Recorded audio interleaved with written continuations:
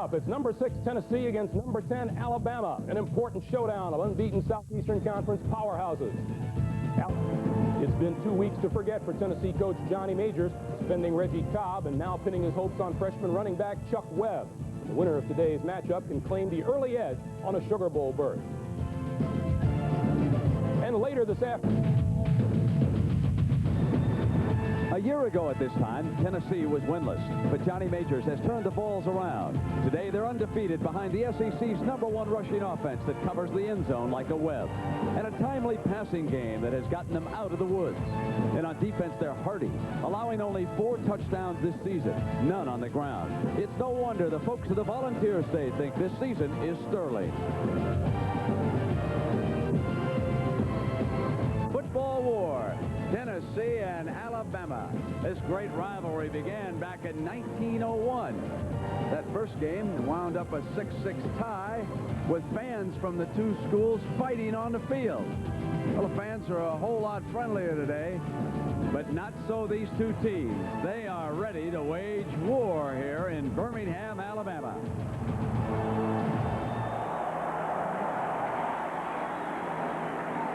The band on the field here at Legion Field on a gorgeous fall afternoon for a college football game. And not only are these two teams perched atop the SEC, taking dead aim at a Sugar Bowl in New Orleans on New Year's Day, but the winner today still has an outside chance at a national championship. And good afternoon, everybody, and welcome. I'm Brent Musburger. Certainly all the focus has been on Notre Dame 1, Miami 2. After that, Colorado and Nebraska of the Big 8.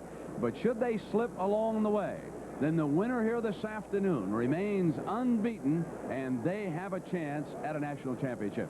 It's a pleasure for me to be working alongside Tim Brent. Folks, he was so excited about Dixie's great football war, he showed up on Tuesday and started tasting the great barbecue of the Southeast. Tim, welcome. Brent, this is the classic confrontation. You've got the best running team in the Southeast Conference in Tennessee, the best defense against the run. That's Alabama. Now, the only question remains how Tennessee will respond to the loss of their star running back, Reggie Cobb. He was dismissed for a rule violation, so now the focal point becomes a redshirt freshman by the name of Chuck Webb. Now, Webb is capable. He averages 80 yards a game. He had 134 yards against UCLA. But he's being asked to do something he's never done before, and that's go a whole game without Reggie Cobb. Now, on the other side of the line of scrimmage, Alabama's defense is ranked 4th in the nation, and I want to introduce you to one of the best linebackers in the country, number 86, Keith McCants. He's 6'5", 256 pounds. He runs like a tailback. He told me he's going to be reading right through that guard to the tailback Webb, and as soon as Webb takes a step, he wants to be right with him. And there's another interesting story today. It's Alabama quarterback Gary Hollingsworth. Hollingsworth was not expected to play this year, but Jeff Dunn went down. Hollingsworth came in, threw 5 touchdown passes against Ole Miss. He struggled last week against Southwest Louisiana, and now he comes into this game, and it's going to be interesting to see how he responds to his first big test. It's a very young Tennessee team, and it's really the first big test for Alabama, Brent. You know what the great Bear Bryant used to say? You never knew what kind of a man you were until you lined up and played against Tennessee. I think the Volunteers feel the same way. Present quite a contrast here today. Bill Curry in his 3rd game as the Alabama coach here, and Johnny Majors at number 13. I think the most important factor that I would be excited about is to know that our football team offensively wouldn't turn the ball over. They ran the ball on Georgia. They ran the ball on Auburn. They ran the ball on UCLA. We haven't established our run defense against great run offenses. Regardless of the team's records and what's happened before, you never get hit harder than you do in the Alabama game. When you've managed to get to this place undefeated, and so has Tennessee, then you got to look at history. And the history books say that the loser of the Alabama-Tennessee game has never won the SEC championship. So that means it's really big. And now Johnny Majors and the unbeaten Volunteers, with 11,000 of their own fans having traveled down here about 4.5 hours away to see if the Vols can stay unbeaten.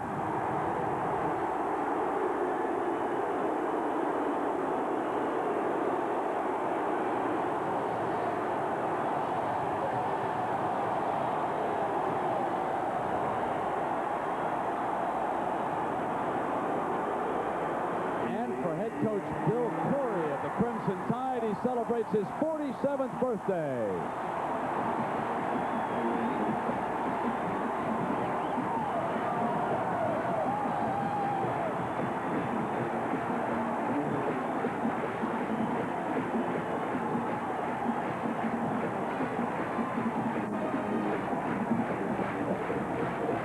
So coming up, it is Alabama and Tennessee. Afternoon in Birmingham will be a factor in Legion Field. As you view this game, it will be blowing from the right to the left. So the teams moving to the left certainly have an edge if it comes to kicking a field goal. Now let's go down to Leslie Visser, who's also with us here this afternoon. Thanks, Brent. You know, earlier this week, Chuck Webb predicted a victory over Alabama, and when told that those words might make their way to the Alabama bulletin board, he didn't want to retract them. I just spoke with linebacker Keith McCanson. He said he was awfully surprised that a freshman would make such remarks. He added with a smile, Mr. Webb's going to know he's been here. He's going to know I hit him. Brent? Thank you, Leslie. Well, we all wish Bill Curry a happy birthday. All that is except this one gentleman who's here today. Well, I certainly wish Coach Curry a losing birthday. Only time will tell whether that happened, but I like Bill personally, and I hope he has good health, but I wish him no good things to happen on the football field. I'm not that good a sport. Curry's team winning the toss. They have deferred. Tennessee will take the ball. Alabama will have the wind at its back for the opening quarter of this game. Philip Doyle with the ball on the tee. So we're going to have that offense-defense confrontation right away. Keep an eye on the guy on the right down there, Brent. That's Carl Pickens. He averages 23 yards a return. Here he comes. 10. Out just beyond the 20-yard line where he's brought down. And the Volunteers will put it in play after a 17-yard return. Let's take a look now as Sterling Hinton will quarterback the Volunteers here today.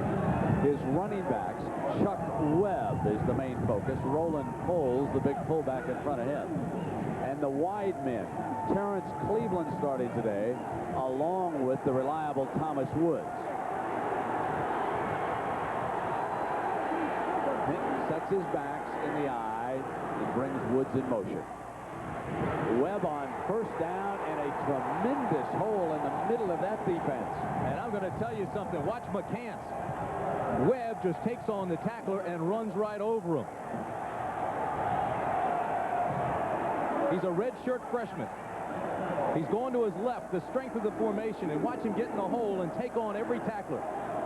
This is the confrontation we were talking about, and I think the young freshman wins the first battle. Second down and 4 for the Volunteers. And that time, no room for Coles as Steve Webb, number 84 from Holt, Alabama, swats him down. This is one of the finest offensive lines in college football. John Fisher is the anchor. Now, Eric Still you will soon see in the NFL. Tom Myslinski, the other guard. And the two big tackles, also very talented, McCray and Davis, known as the TVA, along with tight end Mark Adams, the Tennessee Valley Authority. The first pass of the game, Hinton under pressure on the rule, steps out of bounds. Alabama's defense holds, and there's a penalty flag down.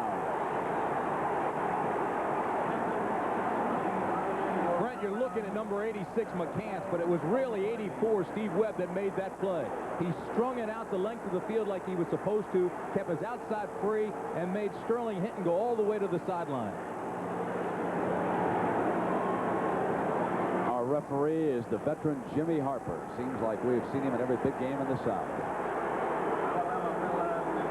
A big 15-yard personal foul penalty against Alabama. Apparently, there is a push out of bounds late. Here's the guy you want to watch right there.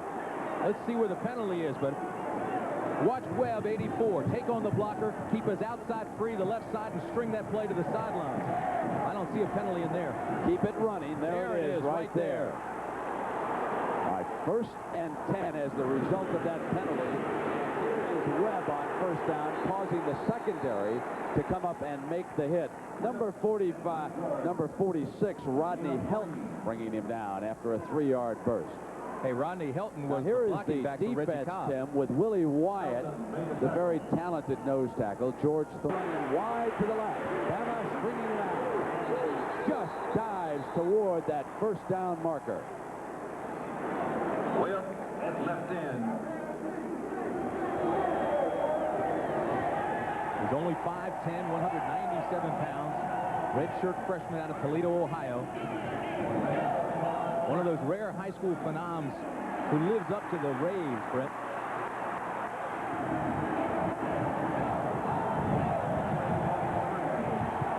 First and 10 for the Volunteers. This their opening drive. A penalty very costly to Alabama. That time Webb gets nowhere. Van Treese Davis, the inside linebacker, steps in and leads the Bama defense.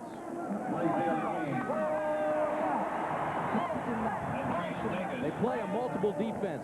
Watch Davis, now the linebacker, 47. Right there in the middle of your screen. Comes through untouched. Nobody picked him up. And that's what this defense will do. They'll move people around. They always go to the strong side. The strong side linebacker is Van Treese Davis. He'll always go to the tight end side. Second and 10 for Tennessee. Scoreless in the opening period. Hinton's first pass. And he can't get it off as he is sacked by big Keith McCants, number 86 out of Mobile, Alabama.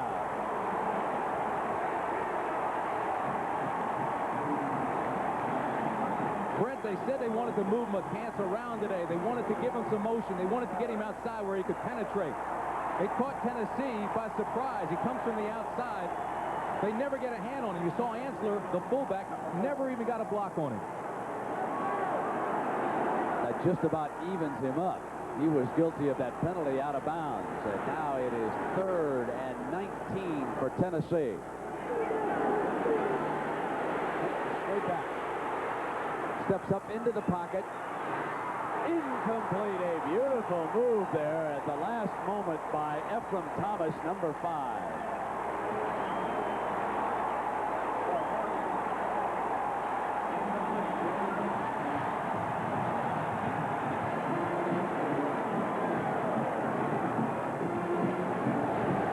Ted Elmore, perhaps the finest punter in college football today. You will certainly see him next year in the NFL. Working against the wind. Let's see how high he hangs it. A great punt against that wind. And a superb return out to the 33-yard line by Gene Jelks. A 51-yard punt with a 17-yard return. Is Jelks ready to come back and play in the defensive backfield, Tim?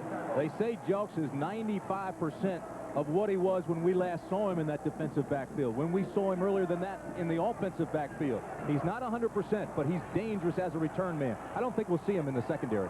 Alabama's first possession coming out from their own 33. Hollingsworth throwing to Sanderson on first down to the Tennessee 45-yard line. Craig Sanderson with a 21-yard gain.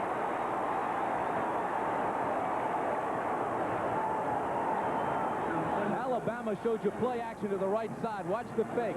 Now he comes back and it's just a quick slant in.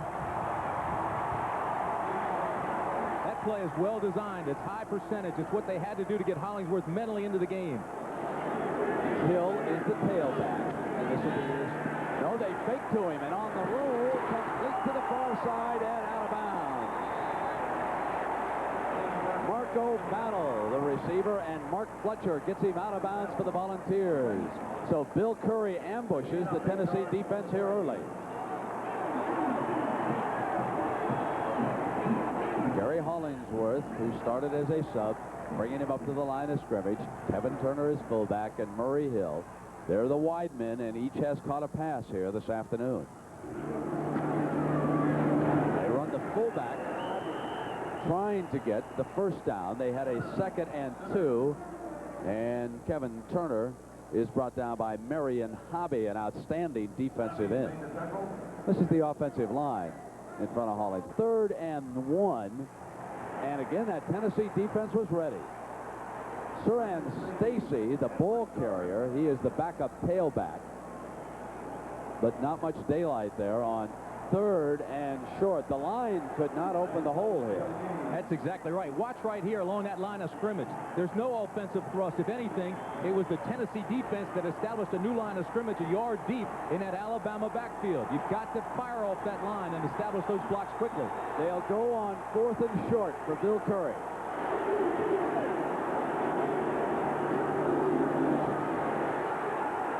Stacked up. The Tennessee defense stacks him up at the line of scrimmage. Daryl Hardy out of Cincinnati, Ohio, leading the defensive charge, and let's see where they spot it down. So we'll have our first measurement here this afternoon. Fred, you know, we talked a lot about that Alabama defense being #1 in the league against the rush, but this Tennessee defense is strong as well. They've not given up a rushing touchdown this season. Nobody has scored a touchdown in the first half against the Vols.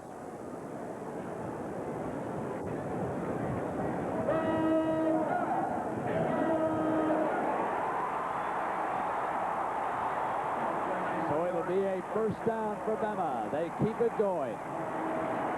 Again, we'll watch that thrust of the offensive line. The play is really made by the back. Up and over. Boy, he made it, but not by much.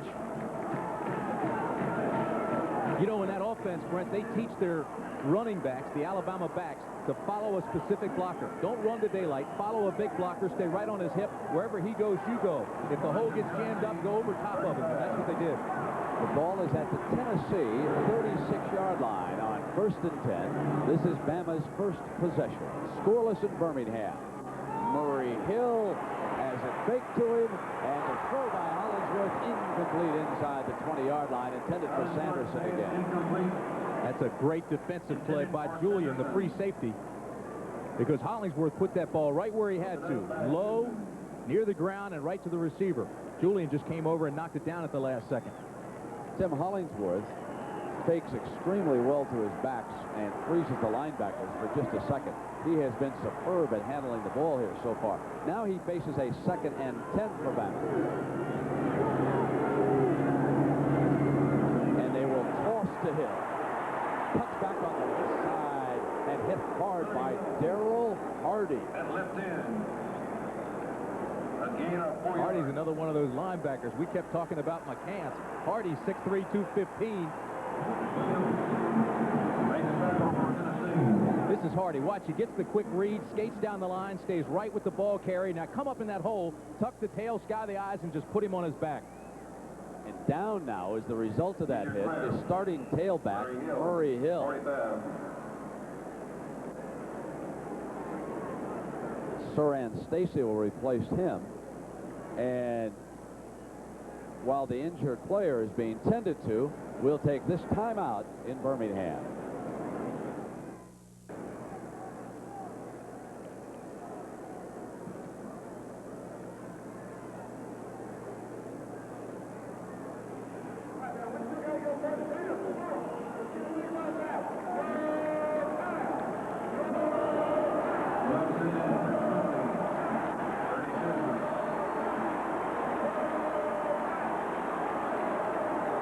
Line were scoreless in the opening quarter. Hollingsworth rolling on the pocket. First down to Battle.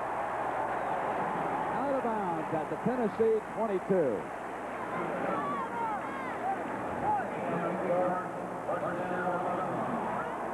Marco Battle, the offensive captain. He was a high school quarterback. They line up strong right. It's just pass blocking up front, nothing special, but you got Hollingsworth, who's mobile, and he just throws a quick out pattern. They were playing soft on the corner, and Kelly Days gave him too much room.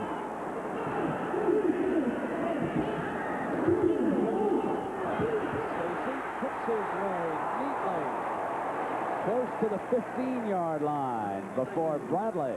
Shazan Bradley brings him down for the Volunteers. The great thing about this was his patience.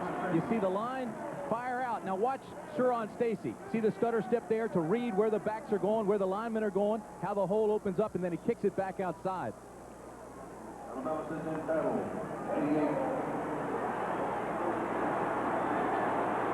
Second down and about 4 yards to go for Bama.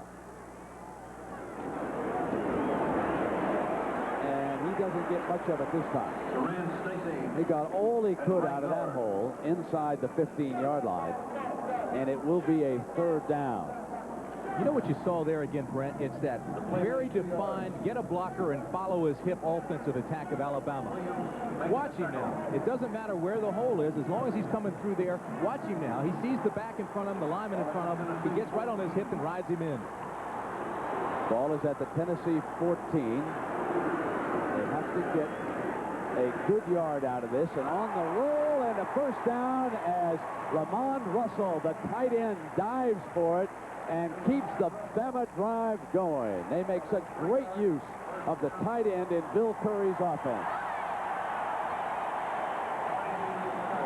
Tennessee used to be a 5-2 scheme, but they went 0-5 last year. They changed things up to 4-3. They play a lot of zone. This time they've got the linebacker on the tight end. He just slides out and makes the catch. Ball is at the Tennessee 11-yard line on Bama's opening drive. Stacy to the short side of the field breaks a tackle and hammers inside the 5-yard line. Whoa, what a run by Suran Stacy.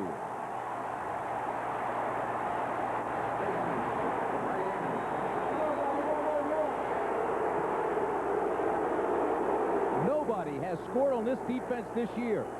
Here's the play. It's made in the backfield. Just missed tackles. There's no question about it. He should have been sacked for a loss.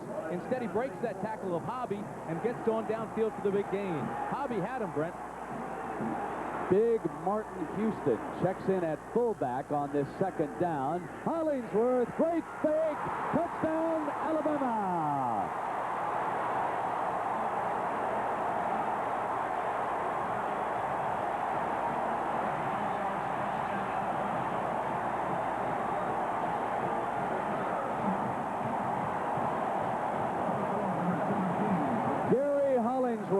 The number 24, Kevin Turner, a 4-yard touchdown pass, and Bama strikes for Coach Curry on its first possession here this afternoon against Tennessee. Philip Doyle's kick on the money.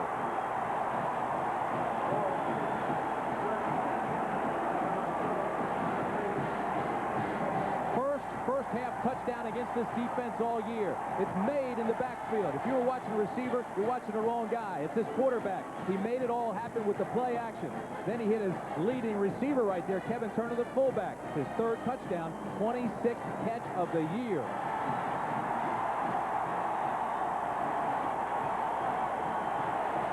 According to Alabama trainer Bill McDonald, starting tailback Murray Hill has bruised ribs, fairly serious. They're going to ice him, keep an eye on him, hope he'll be back. Brent? All right, Leslie, thank you.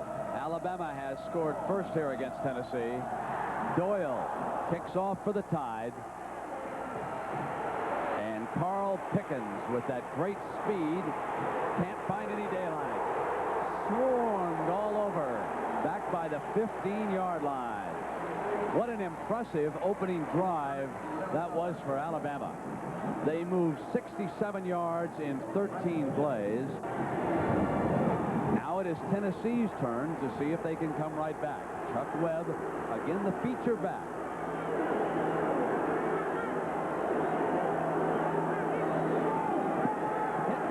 Throws. It was low and incomplete. He wanted his favorite wideout, Thomas Woods.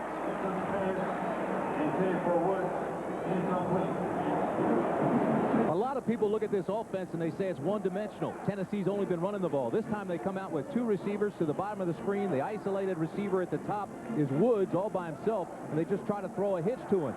They've got to establish the running game, though, Brent. They do not want to go to the passing game yet. 2nd and 10 for the Volunteers.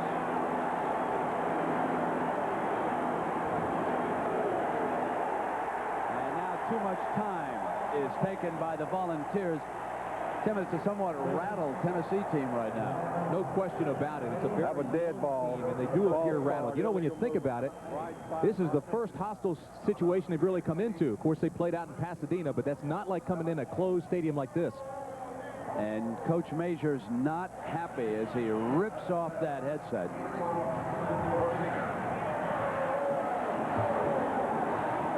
This is a Tennessee team with a 10-game winning streak, the longest ever under Coach Majors in 12-plus years. Trying to set the screen, and he overthrew Roland Poles, the fullback.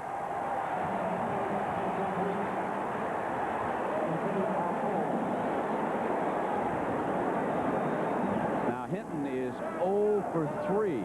Young man out of Passaic, New Jersey. Getting the signal. Sent in from the sideline, and Greg Amsler checks into his backfield. Duke's one of the teams that Tennessee defeated this year.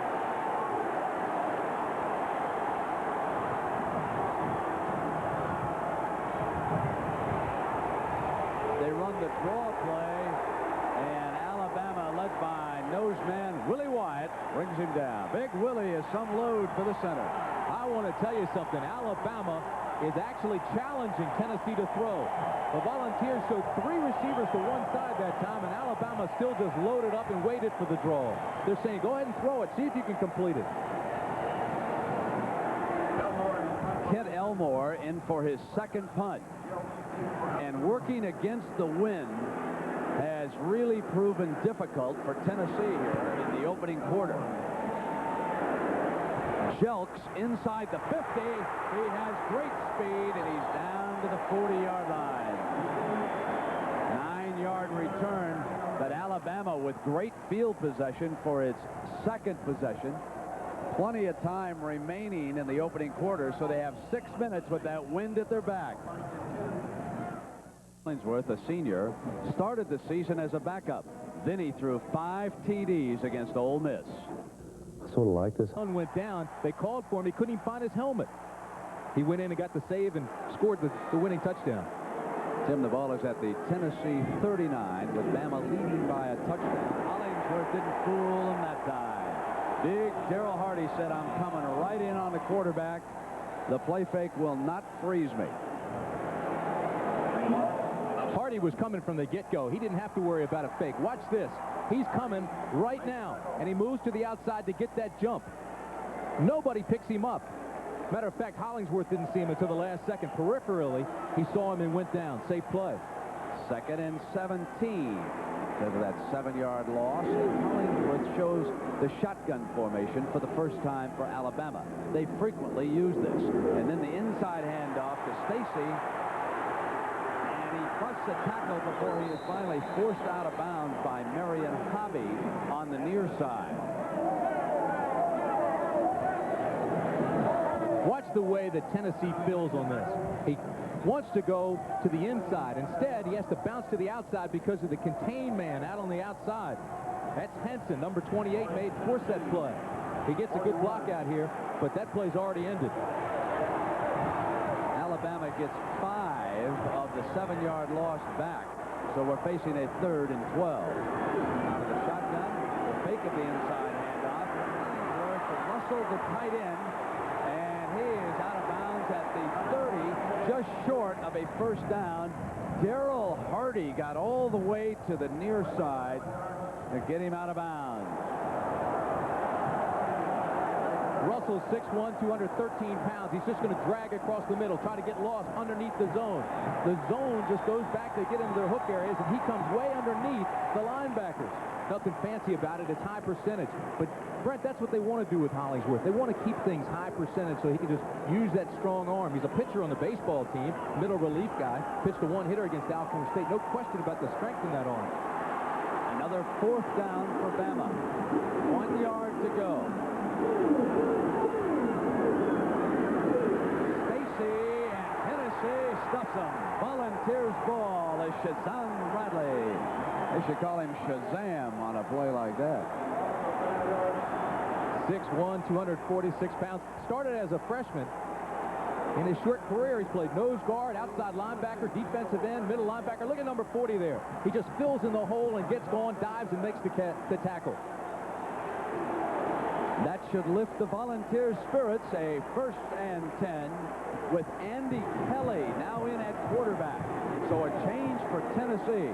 Johnny Majors will try Kelly. It's that toss sweep with Webb. And Bama is ready. Van Crease Davis, 47, delivers the initial blow. Play fail again. Van Crease Davis. Kelly, a sophomore, 6'3", 200. Getting the signal relayed from the sideline. This is not his first action now, Brent. As a matter of fact, as they came out of spring practice, Johnny Majors said Kenton and Kelly both played well. Neither one stepped forward, so both could start. They will send 3 wide receivers to the left. And Kelly quickly crosses that little slip screen, but Pickens with a knee on the ground when he caught it.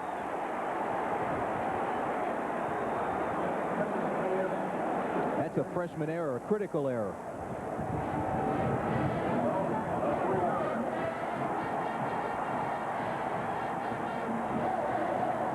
Watch Pickens' knee now. He's just a freshman. The ball's thrown low, but he can't put that knee on the ground. He's either got to go down with his hands and make the catch, or just get it out of bounds, let it hit, and let it go. A 3rd down and 13-yard situation for Kelly.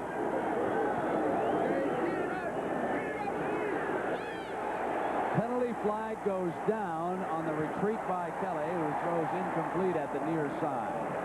Kelly's pass incomplete. Intended for Morgan.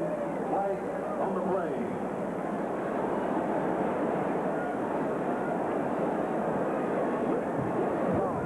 All right, let's go.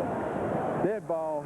Ball scarred, illegal motion on the offensive That's the second team. time today. You know what? I think McCants caused that. McCants looked like he was going to blitz, started dancing up near the line.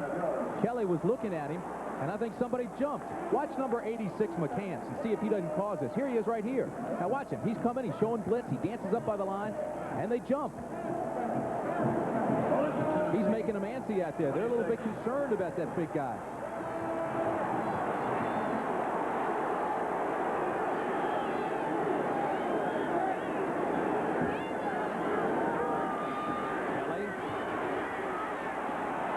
Throws far side incomplete as Ephraim Thomas again does it defensively.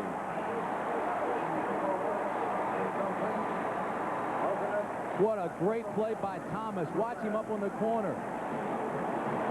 Just gives ground, goes into his back pedal. Well, actually, he turned his back. He shouldn't do that, but he makes up ground quickly with his speed. He's got 4.5 speed. Never turn your back. You got to open up like a gate. So again, it is the busy Kent Elmore in the punt for the Volunteers. Jelks lets it bounce. It takes a Tennessee hop and goes out of bounds at the 34-yard line. A 40-yard punt. As Tennessee goes 3 and out for the second straight time. If you look at the two respective schedules, Tennessee has beaten a stronger group. They went out to the Rose Bowl to knock off UCLA. Don't forget Earl Bruce is the Colorado State coach.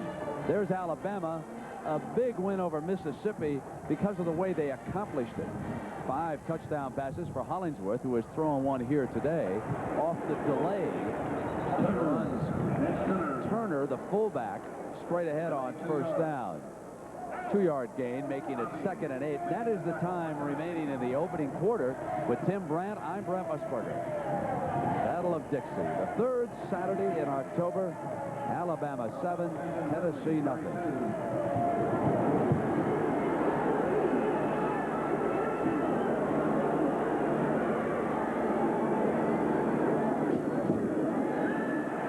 Again to Stacy. Hollingsworth throws complete for another Alabama first down. And it was one of the best names in all of college football. Prince Wimbley, number 32. Some of the all-time classic names have come out of this league. Prince Wimbley, Lawyer Tillman, Richmond Flowers. Again, it's the play action that makes this go. See, he just puts the ball on his hip, comes back. They're in a basic zone defense, and they're just sliding into the seam. There's nothing fancy about it. They're challenging Tennessee and say, give us something more. And the 14-yard gain gives them the first down at midfield. Again from the shotgun. Hollingsworth drops off the screen pass, and Bama with another first down. So Sirhan Stacy gains 13 yards on that reception. 13 yards, first down, Alabama. The worst thing that's happened to Tennessee thus far is Hollingsworth has gotten a lot of confidence early. Tennessee, 37. Johnny Majors facing a hot quarterback.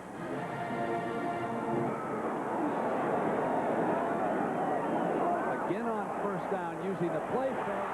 Near side, another completion, and Battle is run out of bounds. Kelly Days recovers. Well, we got something else brewing, so let's check in with Greg Gumbel. Oh, what a rope George throws. He's a fine-looking thrower. And here Hollingsworth setting the screen on the short side with his tight end Russell. Russell found an alley. Darrell Hardy, who is Mr. Everywhere for the Volunteers, finally getting him out of bounds, but Bama has rolled to the Tennessee 15. Backside screen, watch 81, Russell. He'll make the contact, then he'll drift back behind his blockers. The play is made here, though. Watch him run around Bradley. Just runs around him, then takes it upfield. Hollingsworth is 10 of 11 now for 106 yards. He has thrown one touchdown pass already in this game. And remember, here's a quarterback who burned Ole Miss with 5 touchdown passes. Alabama scored 62 that day. That's the distance that Bama needs for a first down. Brett, last year when Tennessee was 0-5, Johnny Majors made a change. He took Doug Matthews, his offensive coach, and put him on the defense. Matthews went over, and the first thing he did was simplify the defense. He went to a basic 4-3 scheme. They play a lot of zone. He thought simplicity was the key and let these guys just play football. Well, unfortunately, when you play a team like Alabama, when they are very skilled and high percentage and just pick you apart, it's costing them right now. There's your Terps are down there. The Duke. With Houston battering right straight ahead. They have loaded up the eye that time. Mark Moore with the stop for the Tennessee Volunteers. So Bama moves the chains again, and that certainly gives you an indication as to how this game has gone. Alabama with 9 first downs in this game to only 2 for Tennessee. So the Tide continuing to move the chains here.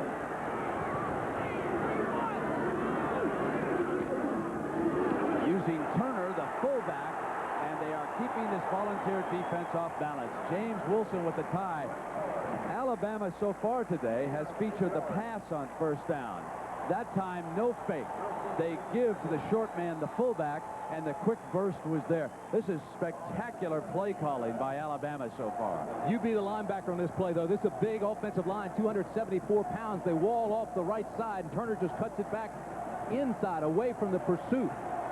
This field has a high crown on it, too. He was running downhill. 2nd and 2 for Alabama. Hollingsworth with all the time in the world. Out of the end zone. You know what, Brent? He had broken containment, too. He didn't take his eyes off the receiver. Had he just glanced to the right, it was wide open for a touchdown. He could have run it. Watch the contain man now. The contain man is right here, number 88. See, he gets outside the contain man. If he turns it up, he had the corner. He could have gone in and scored. And the underneath man appeared to be open in that replay, too, Tim. So now facing a 3rd and 2 for Hollingsworth and the Tide. Rolling to the right. Just before he steps out of bounds, he throws the ball incomplete. He wanted Stacy that time, but there was good coverage by the Volunteers. Smart play, though. He put it down as far on the ground as he could, right into the corner, so if he missed him, it would be incomplete. Rather than just throwing it up in the stands, he just threw a good pass that was either incomplete or it would be a great catch. Big defensive stand by the Volunteers. And Philip Doyle, the 6'1 junior, also a baseball player, very reliable with the wind at his back. Drafted by the White Sox in 1987 out of high school. Perfect from inside 40 yards this year.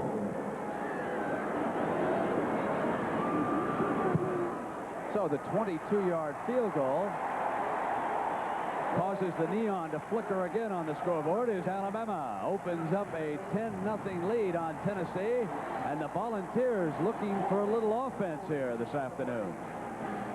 Well, how do you like it so far? I love SEC football. You know, we've been talking about the #1 rushing team being Tennessee, the #1 rushing defense being Alabama, but Alabama is also the SEC's #1 scoring offense, averaging 31 points a game, and they come out here firing. Hollingsworth looks brilliant, too. He went in against Kentucky, and he comes out after the first series, and the trainer says, "What can we do for you?" He says, "Can you give me 20 pounds?"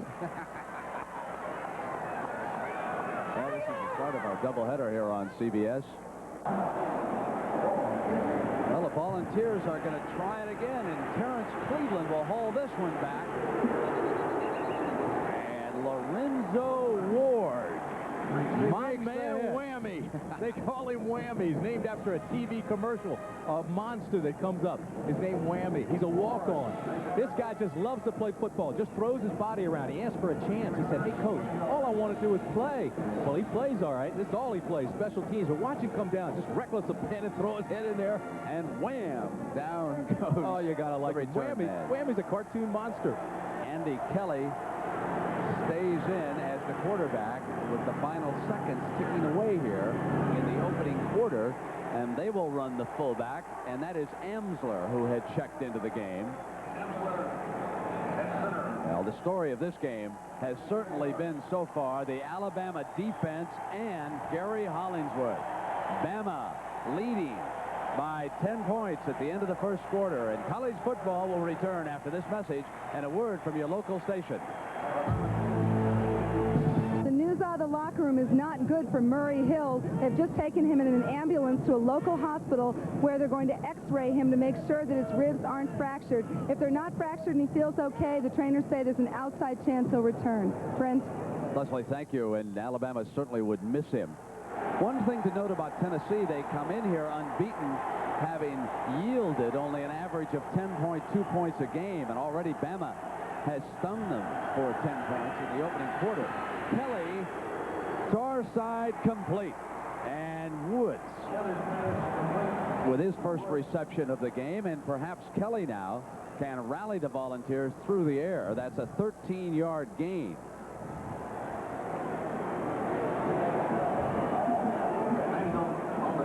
As confident as Sterling Henton is usually, he was shaken today, so Kelly comes in, steps right up, and just throws a quick out pattern.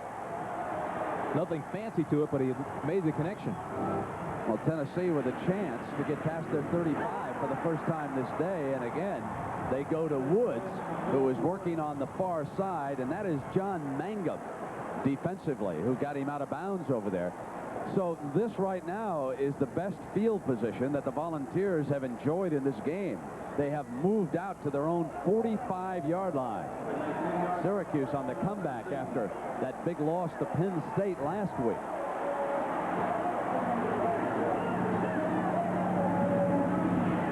Here is Webb and nowhere.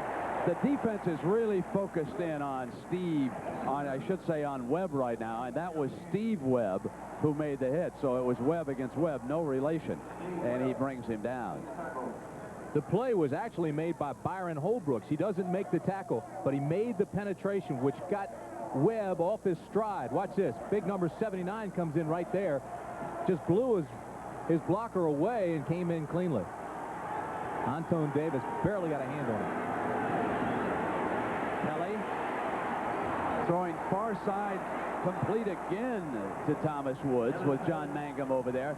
Kelly showing a strong arm to the outside. You've got to deliver that ball with a little mustard, and Kelly has.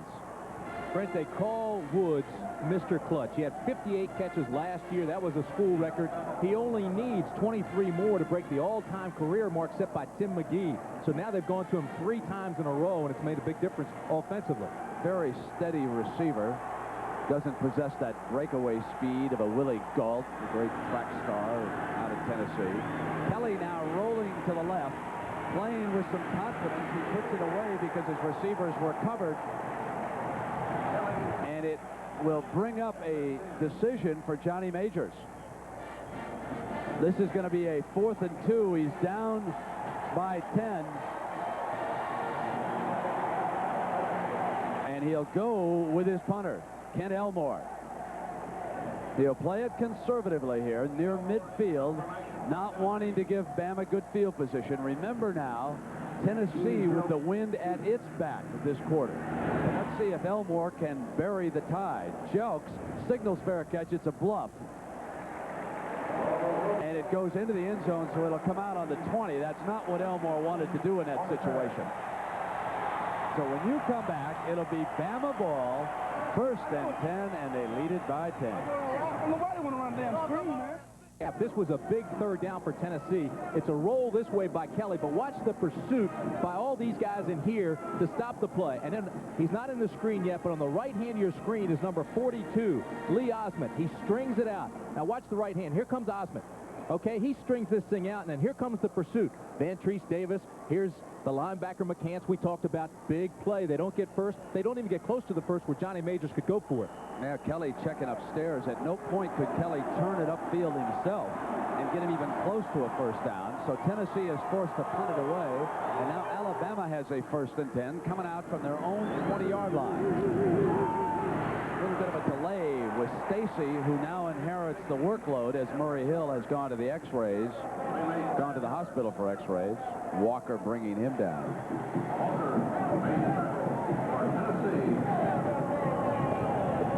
Boston College and Navy still scoreless in another ACC game. Ivy League.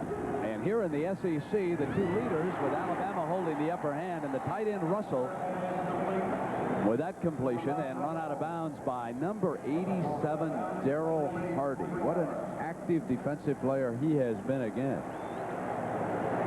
Watch Russell now. The play action that time. He came out and initiated contact, quickly drew back, and got open as a receiver. Well done by the Bama tight end. On the roll, the red-hot Hollingsworth has got another receiver on the far side, and that is Marco Battle. He is 12 of 15 already. As he got hurt, Hollingsworth comes in. He never plays. He played behind Vince Sutton, Jeff Dunn, Mike Shula, Billy Ray. Never got a chance. But he was a high school player, too, who threw for 2,300 yards.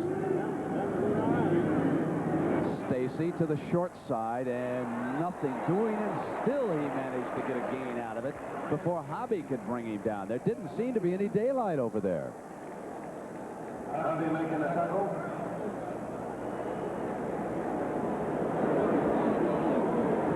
Nice play, made 3 yards.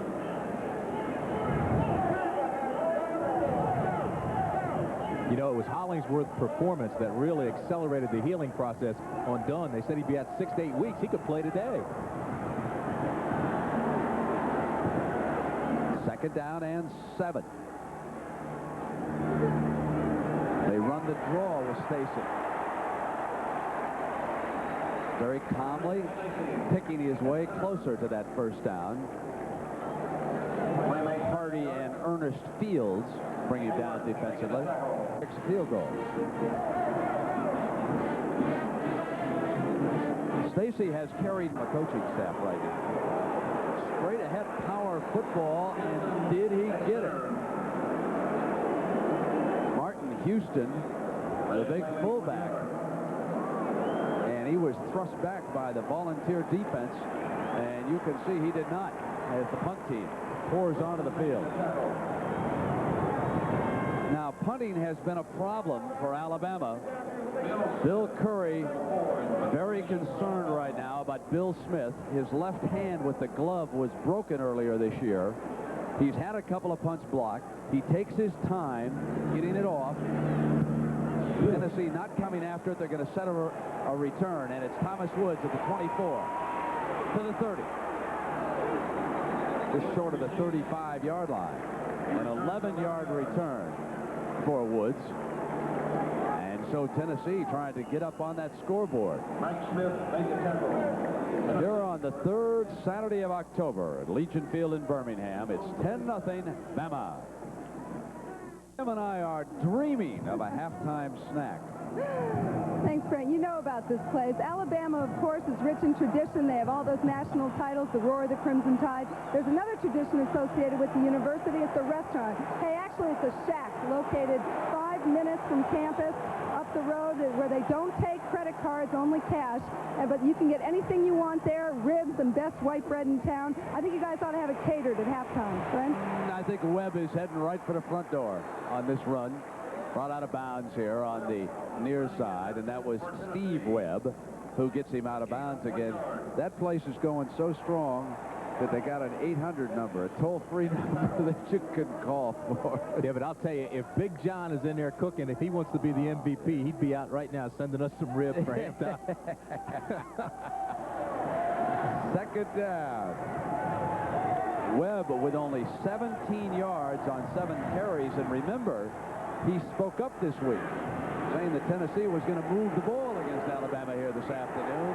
Incomplete. John Mangum, the veteran safety man out of McGee, Mississippi, knocks that one away from Thomas Woods.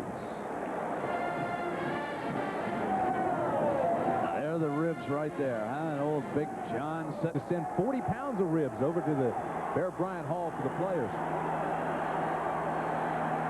Third down and 9 yards to go for Kelly. Swing pass out, hits his safety valve man. First and 10 and into Alabama territory. Greg Emsler, number 47, with a 20-yard burst, and that's the best offensive play of the game so far for Tennessee.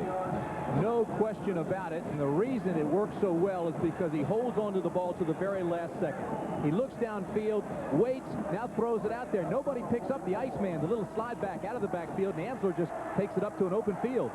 All the points so far have been scored with the wind at Bama's back. Now a timeout by Kelly. It's in the first half, so coaches and quarterbacks will frequently use their timeouts early. Where a coach doesn't want to see a timeout used early is in the second half of a game.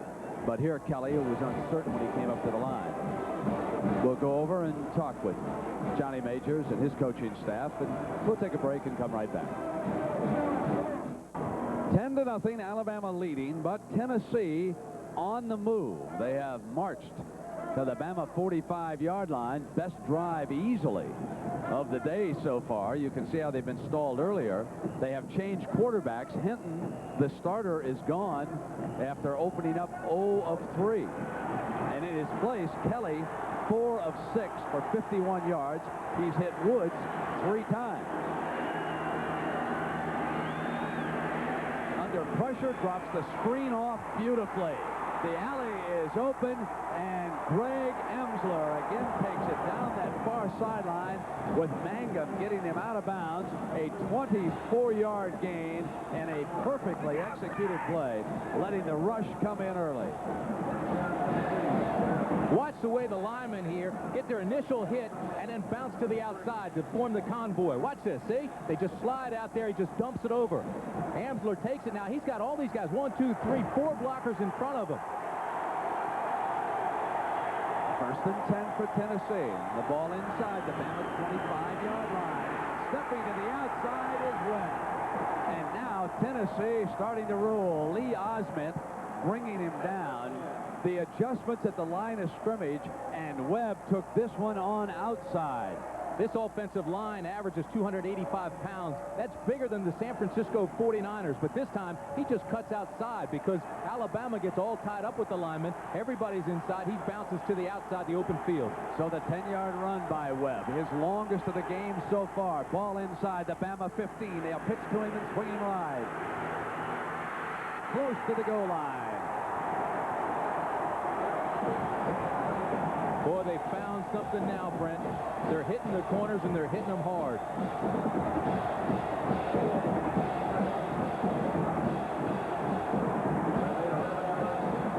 This is McCants, the linebacker. Everybody's inside again. The play goes outside, but you see how they fold block?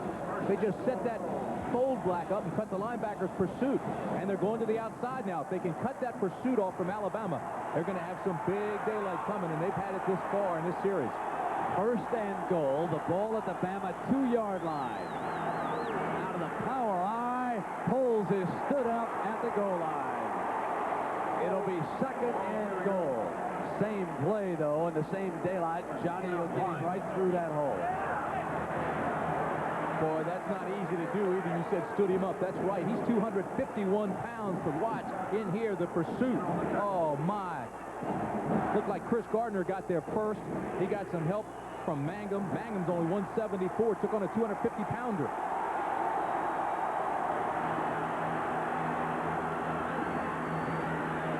Touchdown, Tennessee.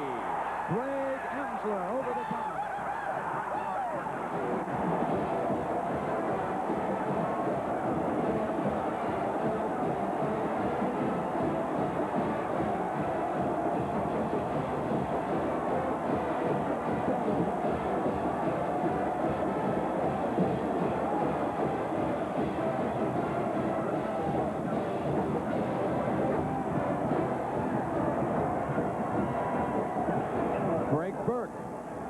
Will attempt to pull the Volunteers to within 3 points of Alabama here in the first half.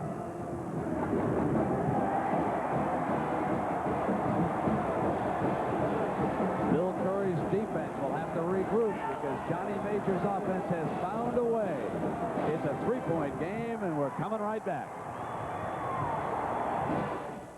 Watch this offensive line. I told you it weighs 284 pounds, bigger than the 49ers. McCray, Myslinski, Fisher, Still, and Davis. Watch them fire out right into the end zone. All Ansler has to do is go right over top of them. Bingo, touchdown. Tennessee's on the board. The two plays which set up that touchdown were both passes from Kelly to Amsler, who scored. Jelks and Stacy are back deep, and this is Jelks to the 25-yard line. Well, at the conclusion of today's college football broadcast, we'll select a Chevrolet Most Valuable Player of the game from each team. Chevrolet donates a $1,000 in the first quarter. Now Tennessee has scored, and all the points have scored with the wind at the back of the respective team. Bama moving into that wind now, which is blowing at about 12 miles an hour, at least before the game. Hollingsworth with a play fake. Incomplete to the near side. Sanderson is intended receiver. You make an excellent point about that wind. When you and I were down there yesterday, the players thought, hey, it's supposed to die down tomorrow. But we were getting blown all over the field then. It has died down somewhat. But all those points, as you mentioned, are going with the wind. It's tough to go into it. It's a force. Hollingsworth is 12 of 16 for 116 yards and a touchdown. From the shotgun, the inside shuffle to Stacy. Big hole. Stacy breaks free at midfield. They won't touch him. Sharon Stacy explodes.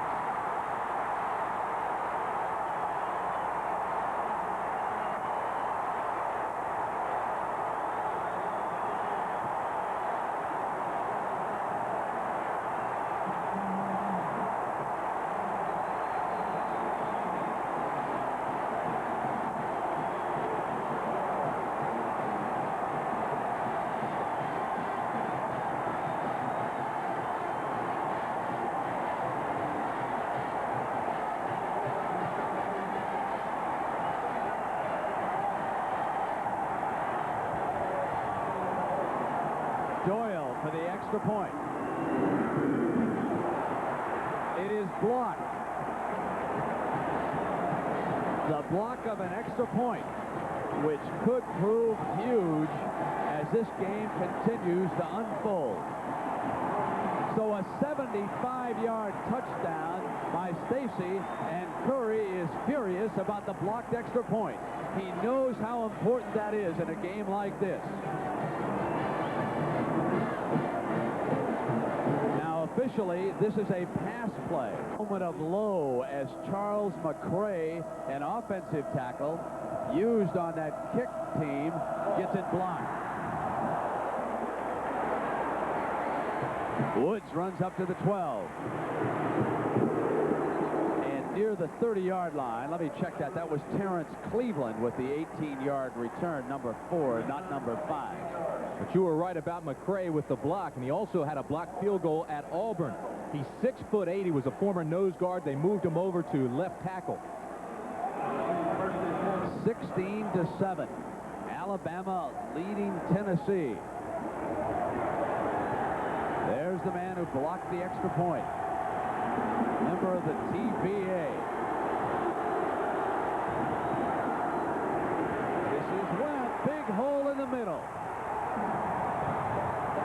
to the 46-yard line, a 16-yard romp. Tennessee able to have it any way they want from scrimmage right now. It's getting exciting now. It's like a track meet. Big offensive line this time shows a little bit of adversity. Watch, they pull their guard, they come on out. Look at the agility on that offensive line, and then all Webb has to do is follow that big hole. You could have gotten through that one, Brent. Somebody carried. Run Webb on the draw. Spencer Hammond bringing him down for the Tide. Of course, Webb must carry the burden because of the fact that Reggie Cobb has been kicked off the Tennessee team permanently. Cobb reportedly failed a drug test, and Johnny Majors kicked him off the team. So now it is Webb who has begun to carry the load here this afternoon.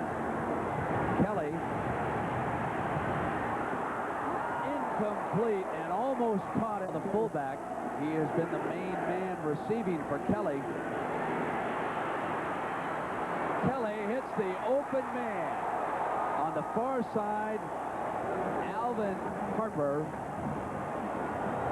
And it's a 1st and 10 for Tennessee. They keep the drive alive as Kelly hits a 19-yarder on 3rd down. Hey, Brett, watch number 50 right there. That's Myslinski. He comes back out of there to protect the quarterback and throws the block up at the top of the screen, which allows Kelly the time to make that throw. First catch of the day by Alvin Harper, number 81. Mangum making the hit. Kelly changing the call at the line of scrimmage. The ball inside the Bama 35. Webb, and he is taken head-on by George Thornton. All 293 pounds of George Thornton. Well, at Legion Field, Alabama striking in the opening quarter. Turner with a touchdown pass from Hollingsworth, and then Doyle added a field goal to make it 10-0 before Tennessee came back on Amsler scoring for the 1-yard line. Then Stacy bolting 75 yards, but the extra point blocked, and now Tennessee with a 2nd and 10. Kelly over the middle, intercepted in the goal, intercepted by Thomas. Down at the 10-yard line, not certain where he was on the field for just a moment, so electing to finally bring it out instead of kneeling down where it would have been a touchback. But he wasn't sure how the officials would rule on it, and of course he's just an inexperienced player, but it's a huge play by him, and Coach Curry greeting him on the sideline as he comes off. He's made 3 big plays in that secondary today. It was a bad read by Kelly. His tight end was wide open. Adams was wide open. Instead, he goes to the deep man, Pickens, and he threw into coverage. Turner, the fullback, for a couple of yards. That is the 3rd interception of the season for Thomas, and the 3rd big play that he's made in that secondary today. He's deflected a couple of passes. Now he intercepts one inside of 6 minutes. Alabama 16, Tennessee 7. This is the first time since 1973 these two teams have come into this game unbeaten.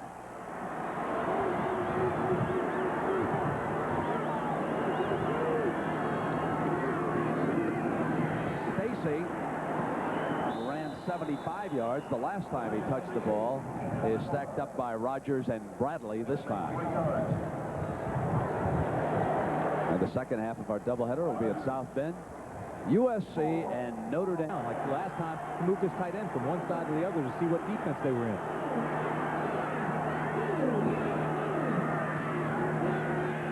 Hollingsworth with plenty of time throws the swing to the fullback, and he is close to the first down.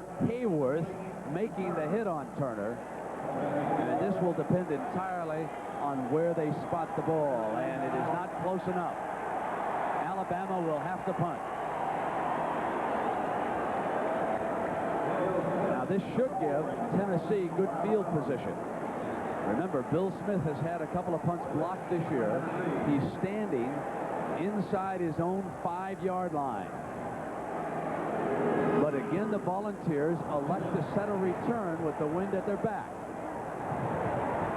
Takes almost a neutral hop, and it'll be Tennessee's ball at about the 47-yard line.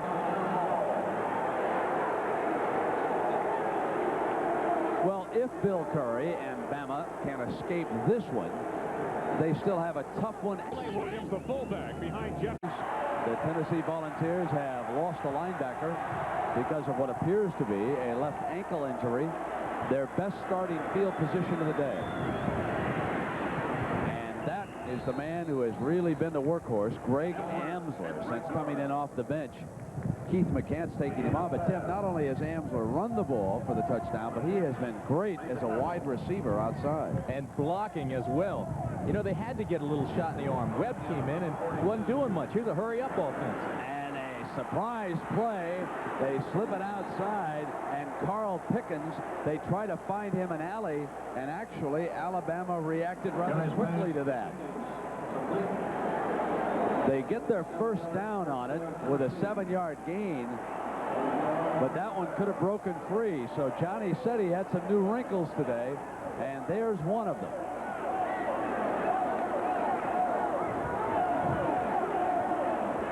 Webb, number 44, back into the backfield. All of the Bama 36-yard line. And Webb tripped up as he got past the line of scrimmage. Steve Webb, the junior from Holt, Alabama, tripping him up. Brent Chuck Webb, in his first 7 carries today, got only 17 yards. In his last 5 carries, he's had 44 yards. So the Tennessee Valley Authority, that offensive line, starting to wake up and open some holes. Second down and long yardage here for the Volunteers. Kelly, and down he goes, and the ball comes free.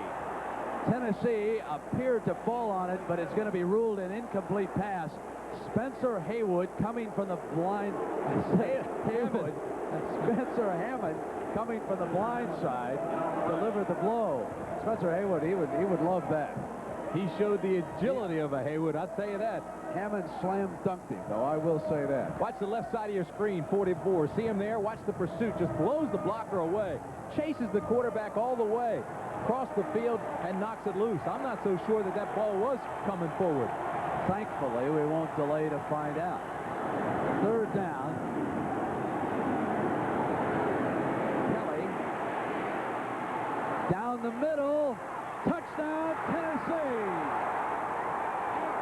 Morgan, a 32-yard scoring strike.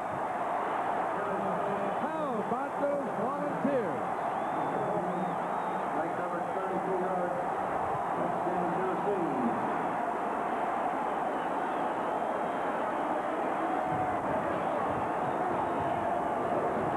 First one, extra point.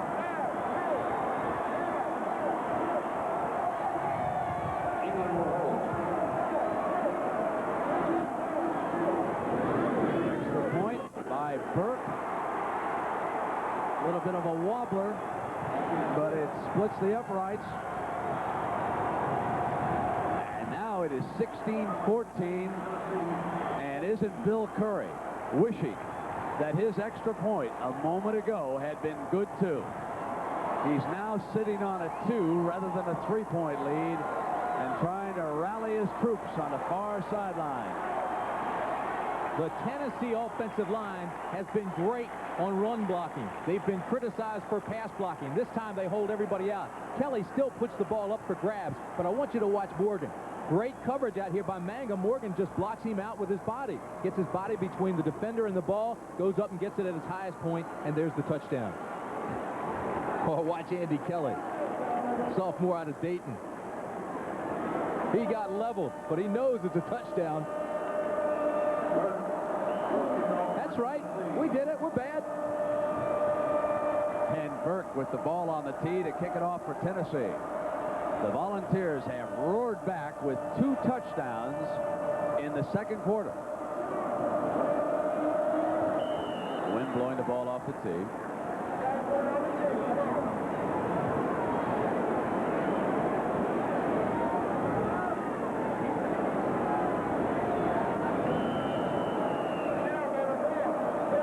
Stacy, and Jelks is at the left side. He's number 22. And they're going to bring it to Jelks at the 1. And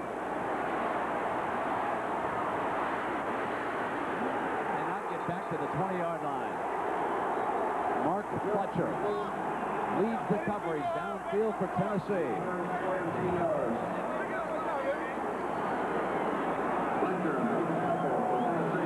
Some pressure now on Hollingsworth and the Bama offense. Alabama first and 10 from its own 18.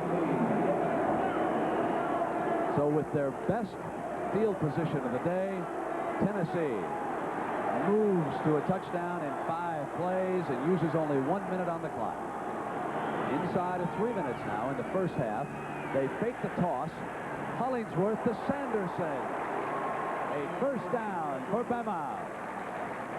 Oh, is that set up nicely? He just runs the waggle, what they call a waggle. All the motion goes to the right side, fakes the pitch, kind of rolls to the left and hits his man out there. Watch this, and watch how he just sets it up. He'll come out here, give him a little fake the pitch, and then go out by himself to the left side. Again, they're in a zone. He just throws it in the seam. Nicely done. Alabama 16, Tennessee 14. 13 more yards passing for Hollingsworth and a first and 10 at the Bama 30-yard line. Stacy. Rand Stacy at left guard. Time remaining, first half. They made 3 yards. Hardy making the tackle. In case you just joined us, Murray Hill was shaken up early in the game. He's the lead tailback for Alabama. He has gone to a hospital here to have his ribs x-rayed. And Hollingsworth has completed 15 of 19 for 208 yards and 2 touchdowns. Under pressure, gets this one off alertly. He hits Charlie Abrams, one of his tight ends, improvising that pass. And it will be 3rd and short for Bama.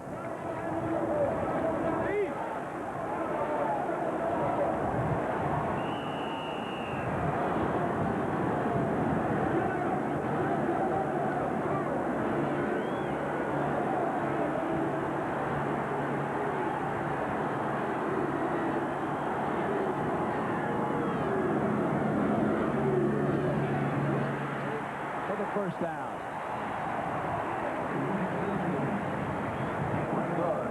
Hollingsworth is very poised, isn't he? Just very much in control. After he struggled, Brent, last week against Southwest Louisiana, he went up to Bill Curry and he says, "Coach, I was doing too many interviews last week. Can you keep them away from me?" So he says, "All right, I'll shelter you." Didn't let him talk to anybody this week, and he looks very composed, very poised.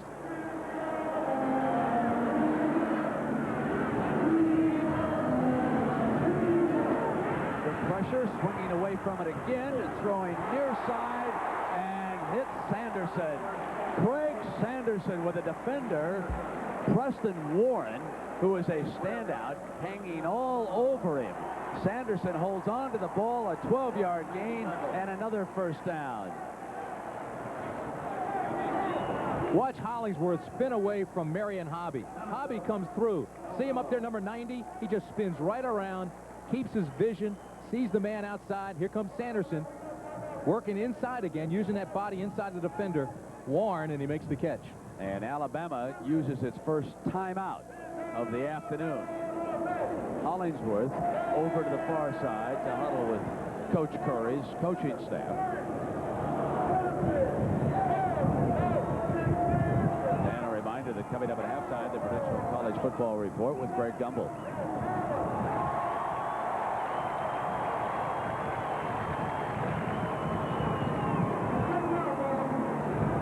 Prince Wembley, number 32, trotting out of the field with Hollingsworth.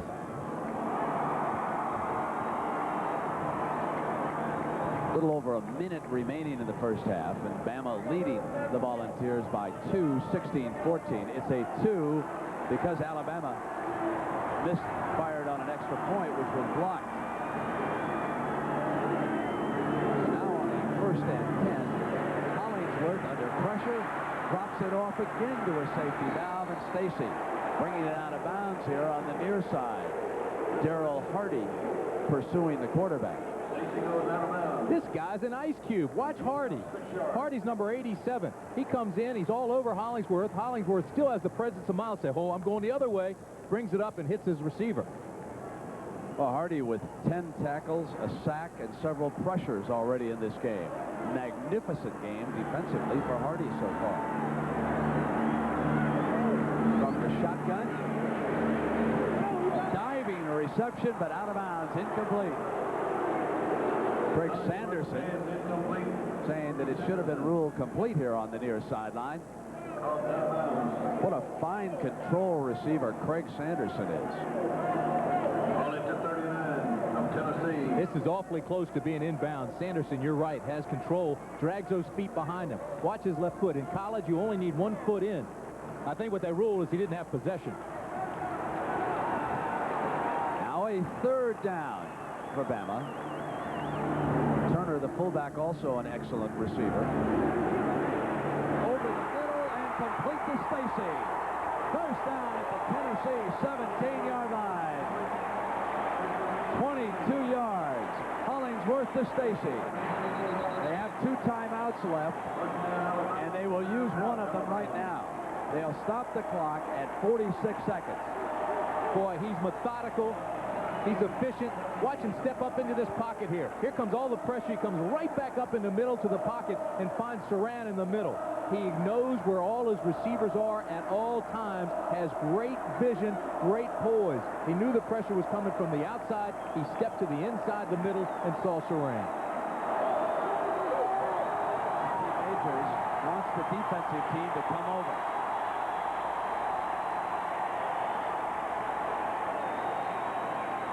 The Bama crowd hoping to get at least a field goal with 46 seconds to go out of this. And certainly, most of all, they would love to see a touchdown.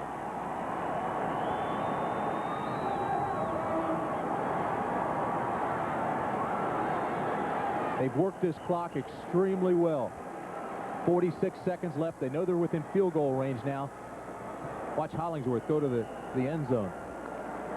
Stacy Saran, 4 catches, 118 yards, and a touchdown. He has been the hot receiver. 1st and 10 for Bama. The ball on the Tennessee 17.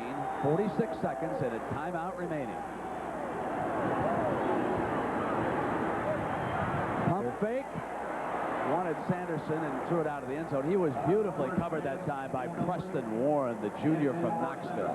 He's a great defensive back. It's a good call, though, Brent. You want to go for the end zone there. 1st down, 40 seconds. Now you back them up. Now you can work something underneath, see what's available. But you want to make them think touchdown right away. You want to make those defensive backs loosen up, play soft, and back up and think end zone. Curry studying that clock. 40 seconds left.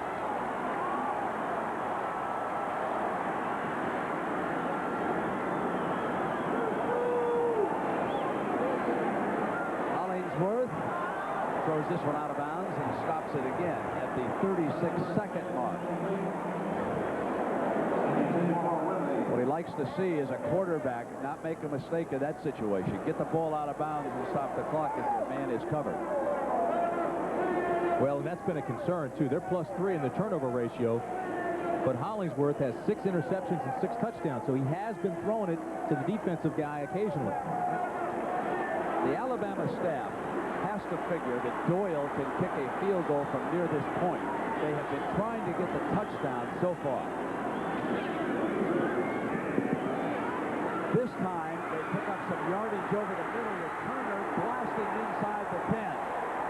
This is going to be close to a 1st down. The clock still running. Now it is stopped at the 22-second mark. Daryl Hardy is back defensively. It is a 1st down. A big 1st down because with 22 seconds and a timeout left, they can again go for the end zone. But instead, Hollingsworth just chucks it out here to stop the clock, and 2 seconds run out. He had a free shot at the end zone if he'd have wanted to take it that time, Tim. No question about it. I'm not sure he knew that the clock stopped to move the chain. You mentioned it. It stopped the 22 seconds. I don't know why he was throwing it out. But the best point was made about when we were talking about being in Doyle's range. Go for the end zone. Loosen him up. And see, then he came underneath to Turner because you already softened the zone.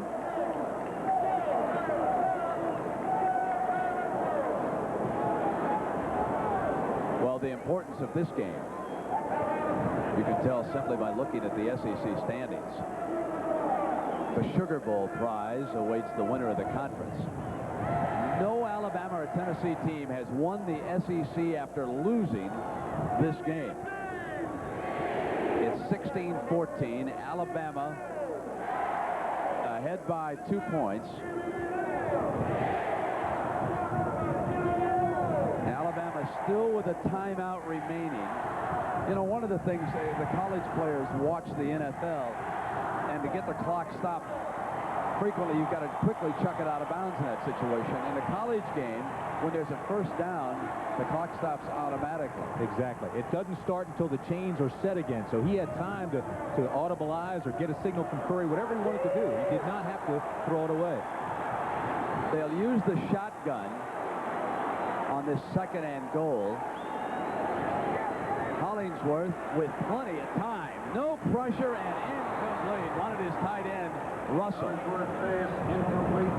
Julian was the defensive back. 15 seconds.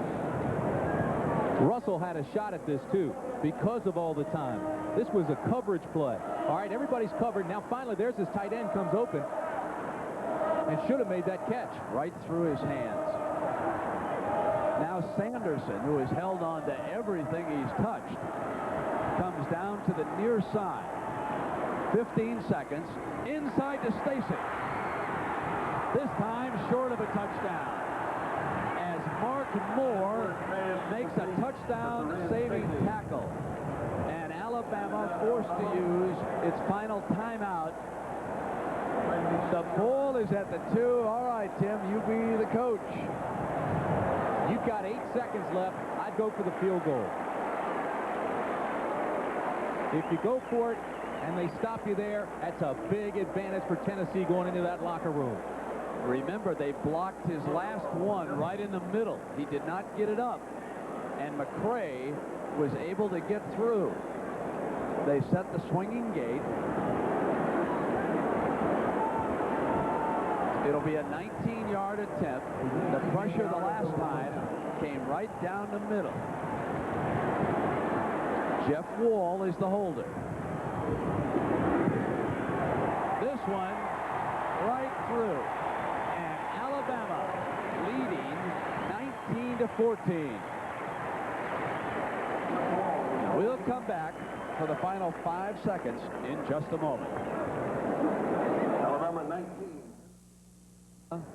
Settling for a field goal on 4th down after threatening for a touchdown. The 19 is the result of a missed extra point. This the final 5 seconds. They'll kick it along the artificial turf, and the clock will run out.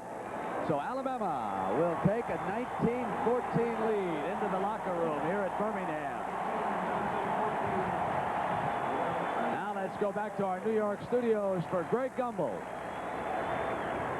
All right, Brent, thank you very much, and welcome back, everyone, to our studios in New York. Coming up, Mike Francesa and I will take you around the country for scores and highlights from all of today's games, and I'll have a special report on the mounting troubles facing the athletic programs at the University of Florida. They kick it along the ground to the Crimson Tide, and it is picked up by Sirhan Stacy, the star of the first half, and he finds an alley and makes his way out to the 43-yard line. So Sirhan Stacy, who caught 5 passes for 124 yards and 1 touchdown, returns this 31 yards to start the second half. If you're on the kick team, Brent, you have to stay on your lanes. You can't get caught out of your lanes. But look, the blocking from the inside forces people to the outside. The hole opens up, and Sirhan takes the alley right up the middle. Gary Hollingsworth, 21 of 30 for 267 yards and 2 touchdowns. Again in to quarterback the Crimson Tide. And this is Stacy, and he is hit by Mark Moore. We should mention as we go take a look at this game as it gets underway here in the second half, Sirron Stacy came in for Murray Hill, who was taken to the hospital with injured ribs. And I mean, he stepped up to the plate. He took his opportunity right off the bat, and you're right, he was big in the first half, and he's big already here. Took an inside pass from Hollingsworth out of the shotgun and roared 75 yards for a big touchdown in the second quarter. Hollingsworth throws complete to Russell. A first down at the Tennessee 40-yard line with Julian bringing him down.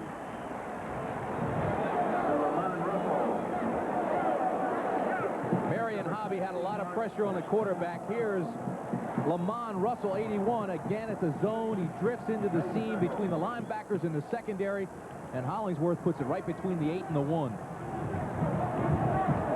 Lamont Russell with 5 catches here this afternoon. That one for 15 yards. And a first and 10. It is Stacy. He's wrapped up after a gain of about a yard by Martin Williams and Mark Moore. So we've told you about Stacy. One of the big differences in the game has been the passing yardage. Hollingsworth, Tennessee, though, moved to Kelly as its quarterback, and he has done a fine job. Throwing for all 126 yards after he entered the game. And you can see the total offense for the Volunteers in the first quarter. And that's the big difference. Well, there's the quarterbacks. Roger Schultz is shaken up, the center for Alabama, and headed to the far side.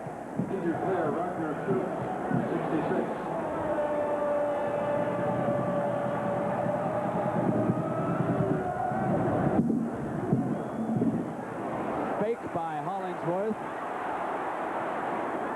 and makes his way close to that first down marker.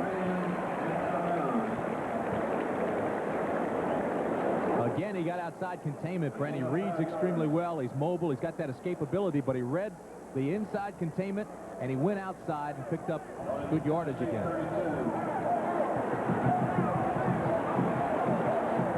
Third down and 3 for Bama.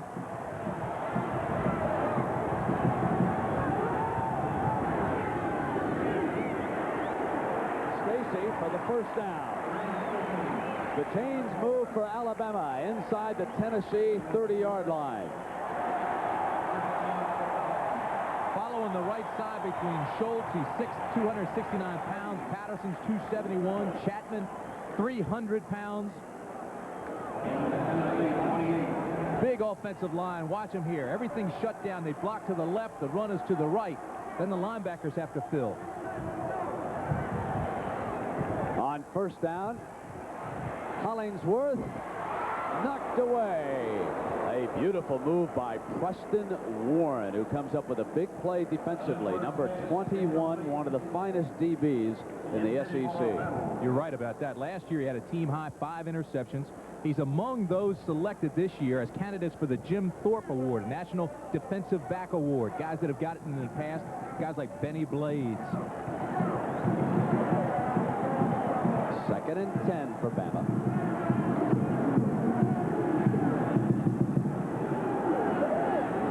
From the shotgun. Inside handoff. This time Tennessee ready for Stacy. Ernest Fields wrapping him up.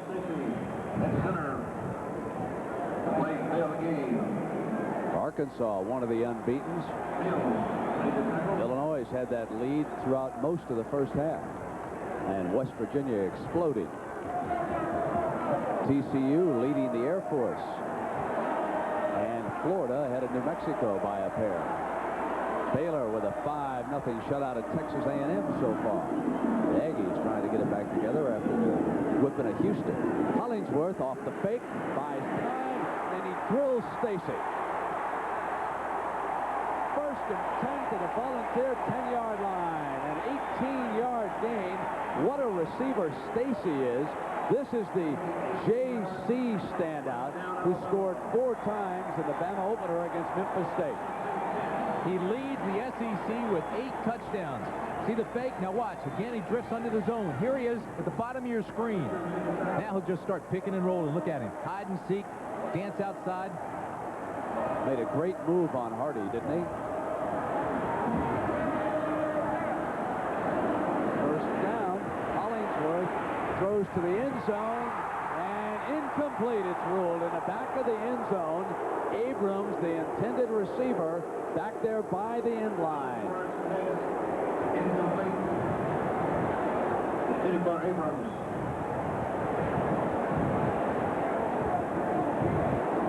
Charlie Abrams, he slides behind everybody in the zone. He just came down and then drifted around behind him. See, he got behind the safety, got behind the corner.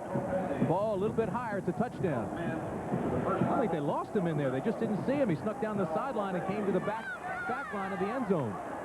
Shotgun again on 2nd and 10.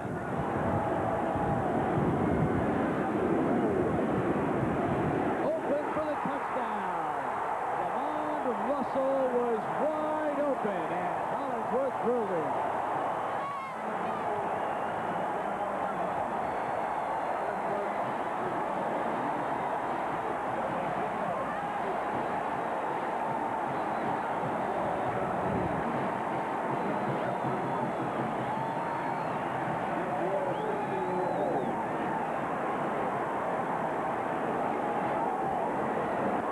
Philip Doyle to attempt the extra point. One was blocked by Tennessee here today. This one is not.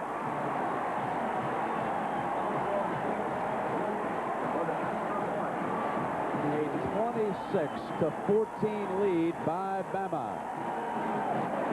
I don't care what defense you're in. I don't care how good of a cover guy you are. If a quarterback has that... By Alabama over Tennessee, both of these teams are unbeaten. You know, this is Bama's 116th appearance on national television.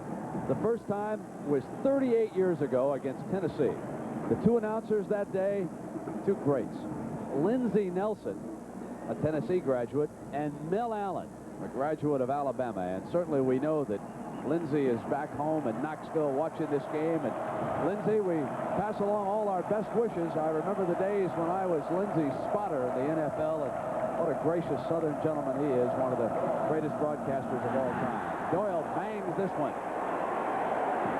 Cleveland out to the 10. Fumble. Alabama pounces on it.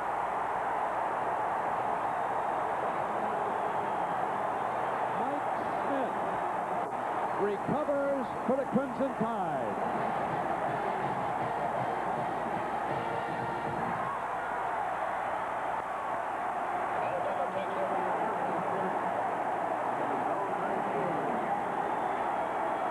Mike Smith recovers this, but watch Cleveland.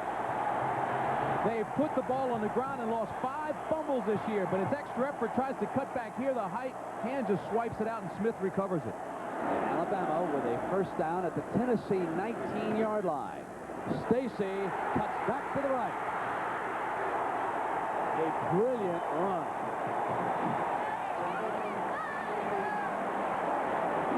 That quick step to the right when he saw the daylight.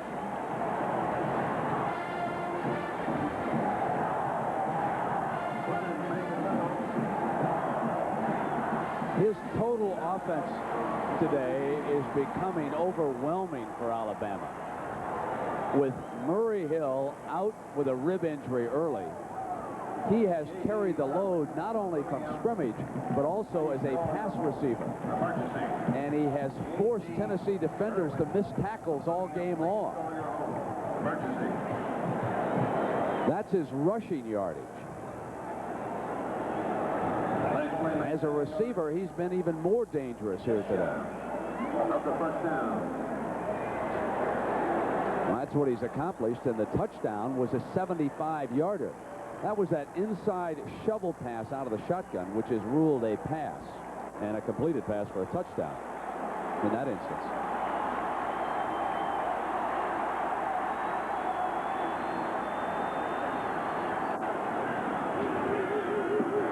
Again for the first down.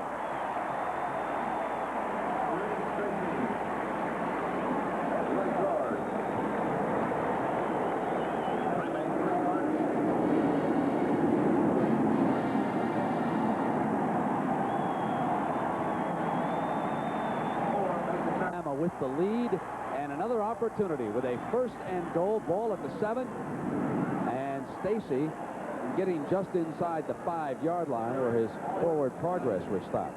Actually, that's Derek Owens-Lassick. The tailback came in for Saran Stacy that time. You know, Stacy is not very large. Single wing.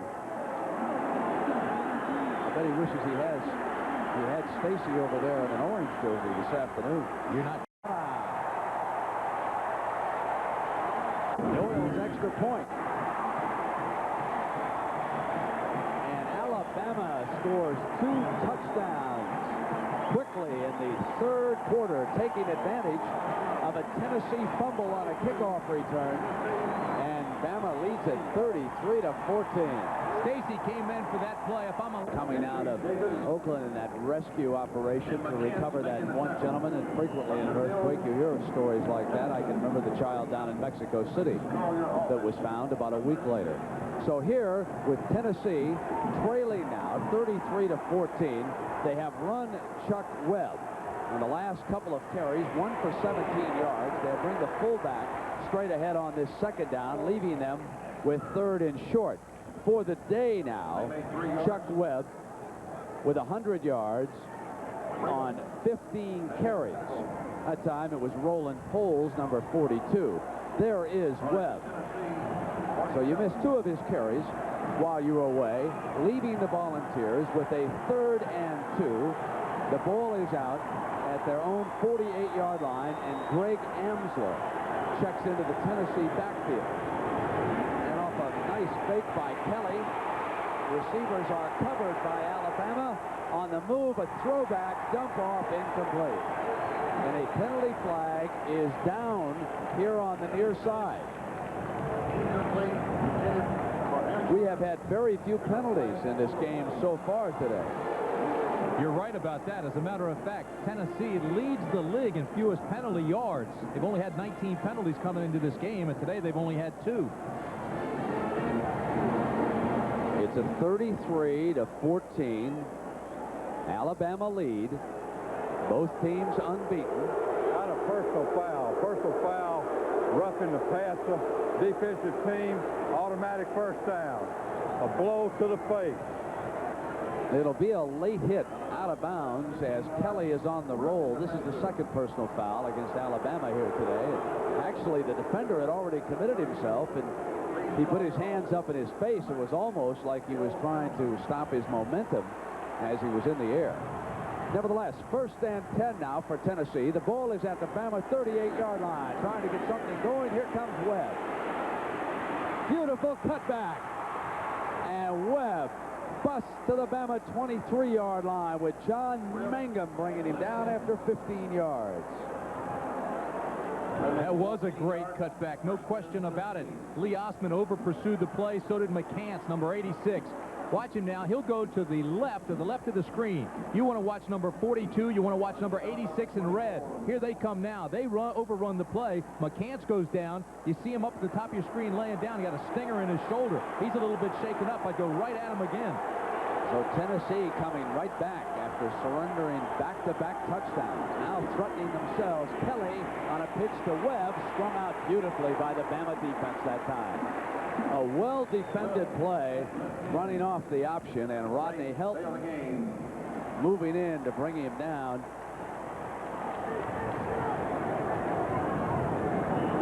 And it will be 2nd and 10. Play coming in from the Tennessee sideline. They were all over that option. The linebacker takes the dive man. The defensive end takes the quarterback. The corner takes the pitch man. They had them all covered. Wildcats with an early lead on Wisconsin. And Webb stops short of the 20. Dan Priest Davis, number 47, and Ephraim Thomas, number 5. Thomas has played a fine game defensively for the Tide here this afternoon. Broken up a couple. Intercepted one. Helping out on that tackle. So the ball is at the Bama 20 for Tennessee. They must get inside the 15. Big 3rd down for the Volunteers.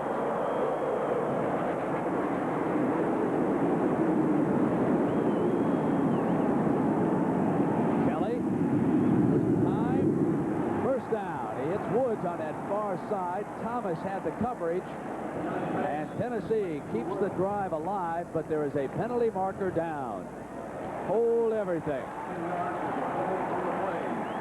Apparently he's going to go against Tennessee.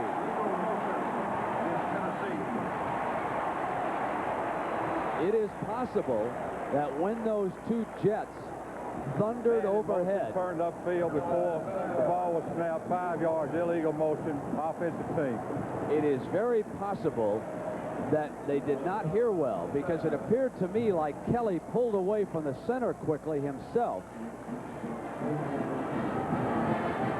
So now it is a 3rd and 11.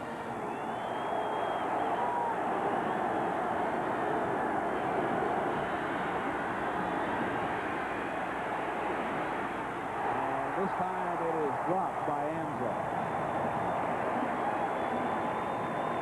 So a big mistake cost the Volunteers. They were on the move. They would have had a first down inside the Bama 15. Critical mistake. Woods makes a catch with a defender on his back. They get the first. And this is a big drive for Tennessee because they really wanted to come out and score quickly, trailing 33-14. They can't waste much more of that clock. Well, Greg Burke will attempt a 43-yard field goal. This is against the breeze now.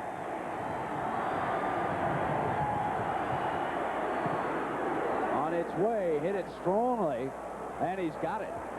A 43-yard field goal for Tennessee. And it's 33-17 Alabama with 6 minutes to go in the 3rd quarter.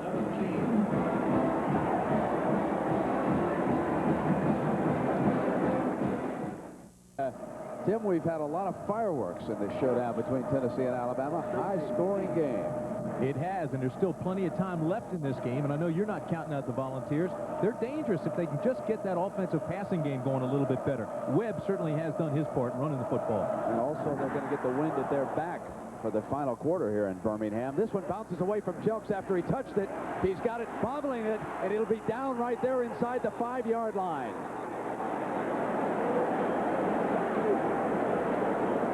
So a stir through the Birmingham crowd as Alabama faces horrendous field position as a result of what happened down here on the goal line. Boy, this is a former offensive back. He's played in the secondary. He's got sure hands. It just took a funny hop on that carpet.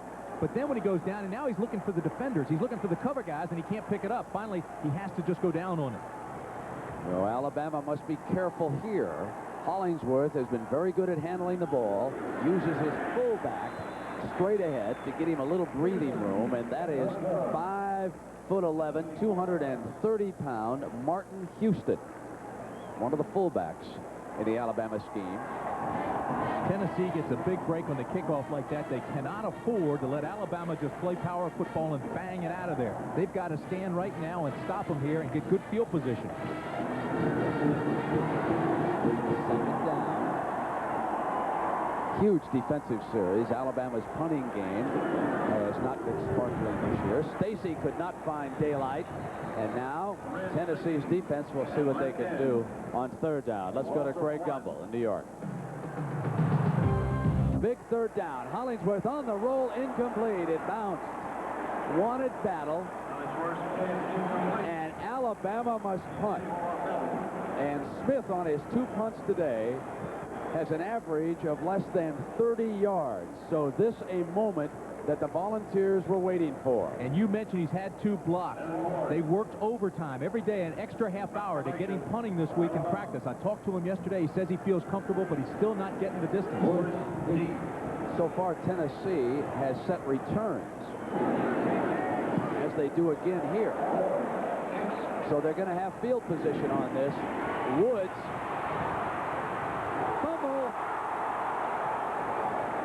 But Tennessee recovered. The ball was on the carpet. A return of 10 yards by Woods. So the bodies get untangled there, and what a big return. Now, 1st and 10. Webb, daylight up the middle, and he slams down close to the 30-yard line with Van Treese Davis, the senior from Phoenix City, Alabama, bringing him down.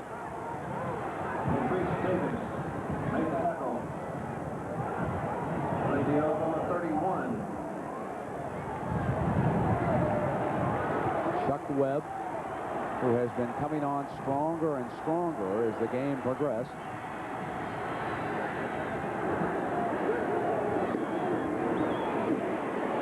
Poles is stood up again by that stiff Alabama defense, and Vantrese Davis again in on that stop. He got a lot of help too, Brent. From who else? Keith McCants. Tennessee showed strength to the wide side of the field. They went strong that way and then ran back to the short side. But Davis and McCants filled and just stood them up. Tim, a big 3rd and 1 now for the Volunteers, and Tennessee only 2 of 9 on 3rd down against Bama this afternoon. First down as Poles bolts inside the 10-yard line to the 5. Gardner has to wrap him up. At that time, the Volunteers step outside left, and a 24-yard explosion behind the left side. McCray and Myslinski over there. Alabama keeps moving McCants around. This time McCants comes in and shows blitz. Here he is right here. But when he comes in, he opens up a hole and leaves it to the outside. Now watch McCants. Here comes McCants, no question about it. He's sealed off right now. They close the gate. He takes it straight up, and Poles has plenty of room to run. Alabama gambled and got caught. Watch them seal him off. They seal everybody here to the inside. Poles goes to the outside. Now he's in the secondary. That's a big play for Tennessee.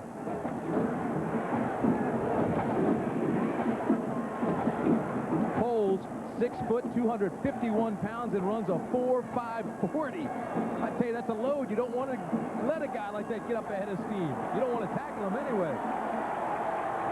Poles at fullback, and they load up the eye now on 1st and goal from the 5.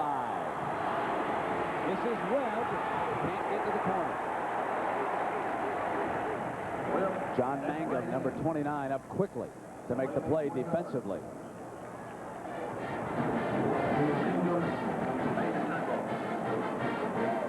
Just inside of 3 minutes, Tennessee moving against the wind, trailing 33-17. The Alabama defense with a great record so far in the 3rd quarter coming into this game. There's Poles straight ahead. He's short of the goal line. Spencer Hammond was there.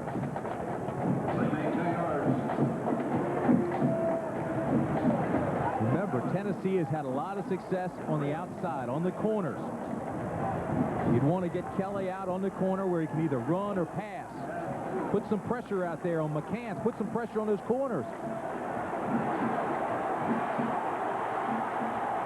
3rd and goal for the Volunteers.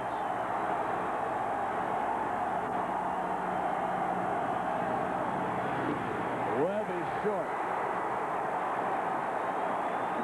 Majors faces a 4th and goal decision. You want to go for it. You want to go for it here. You need the points. Still got time in the 3rd period, 1:47, plenty of time in the game. But you have a line that you've already named the TVA, the Tennessee Valley Authority. You want to challenge them. Hey, this is the chance you've got to bullet in there, but I can't understand why they aren't going to the corners. Tennessee using a timeout. They want to bring Kelly over.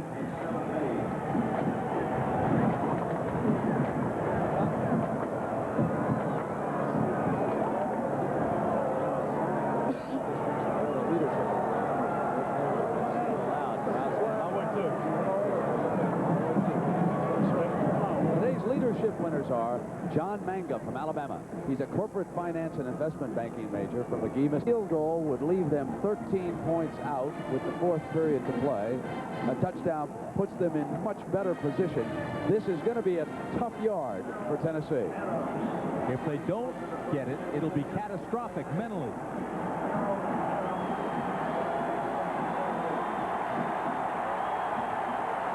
Thomas, McCants stirring the crowd up.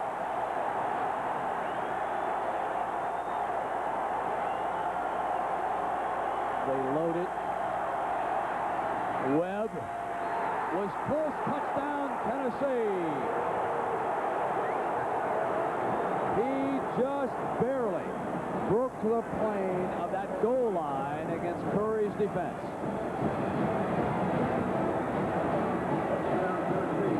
Let's watch him break that plane.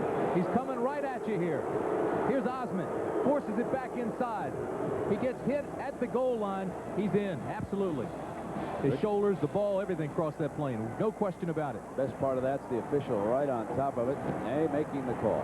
And now it's Burke. We could have a great fourth quarter in this one, couldn't we? Burke adds the extra point. There was a flag on the play, however. There's a flag down in the end zone on the extra point.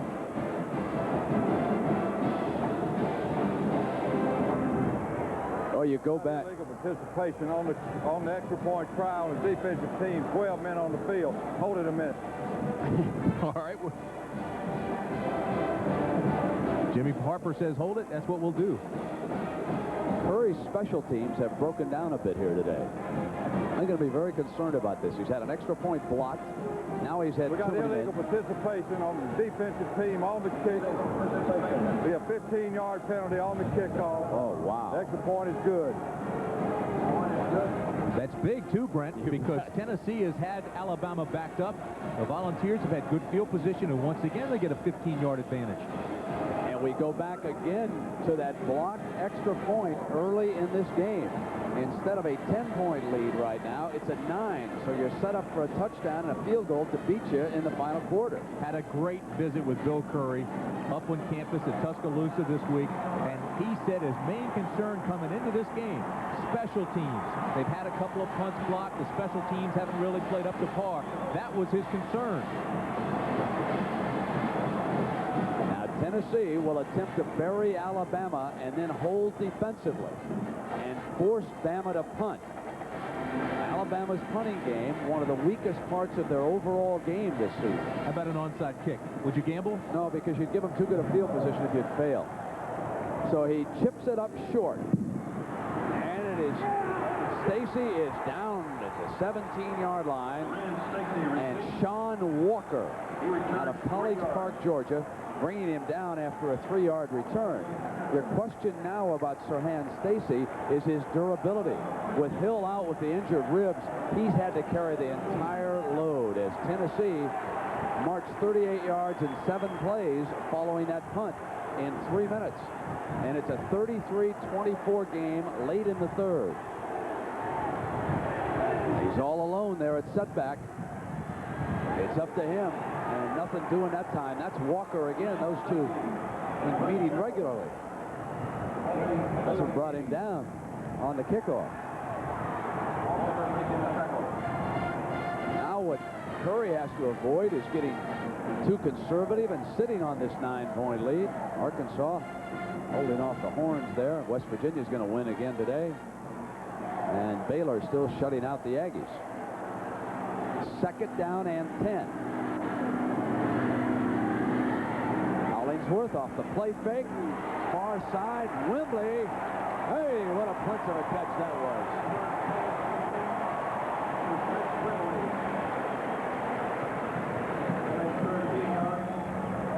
Again, Hollingsworth with good ball handling. Watch this right in here. That's Hollingsworth. Play action stops. That freezes the linebacker for a second. Then watch Wembley stretch out. Oh, I'm not sure he had it. That ball may have hit the ground. I think it might have double dribbled it a little bit there. They aren't going to take it back. 13 yards. A game that doesn't need instant replay. They let the men on the field make the decision. The throw to Hollingsworth. Marco is complete. Preston Warren banging him out of bounds. Oh, I'll tell you, this Hollingsworth is some cool customer. He's going to his senior captain right here. Marco Battle. Shows strength to one side, roll to the backside. He's got good feet. Throws on the run right off that back pivot foot, just like a baseball guy. That's why he's playing on the baseball team. Well, a pitcher. He's pitched 38 passes today and completed 26 of them for 330 yards and 3 touchdowns. Here's the workhorse, Stacy. He gets the first down for Alabama. And the ball out to the Bama 42-yard line with the seconds ticking away here in the third quarter. And Mr. Hardy, who's been relatively quiet this quarter, comes up to make that stop.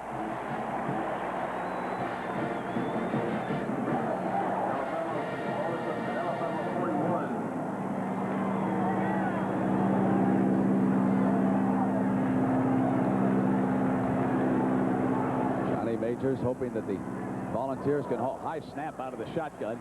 There is Stacy. He bounces off a tackle.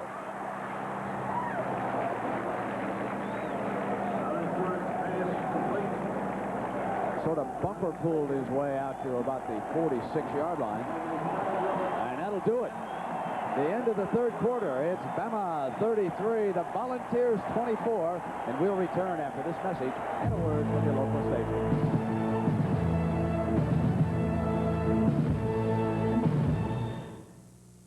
Tennessee, the two most famous native sons. He is one, and Stacy breaks straight ahead. Let's see, Lynchburg, Tennessee. Johnny Majors, and the other one would have to be Jack Daniels. Oh, Johnny Majors in his 13th year at Tennessee. He's hoping for the lucky 13. He's a good one. Professionally tough, personally, emotional. Won a national championship and a Heisman Trophy for Tony Dorsett. Got robbed of one by Charlie Callahan as a player. I never credit Paul Hornung with that Heisman. I always give it to the PR man from Notre Dame.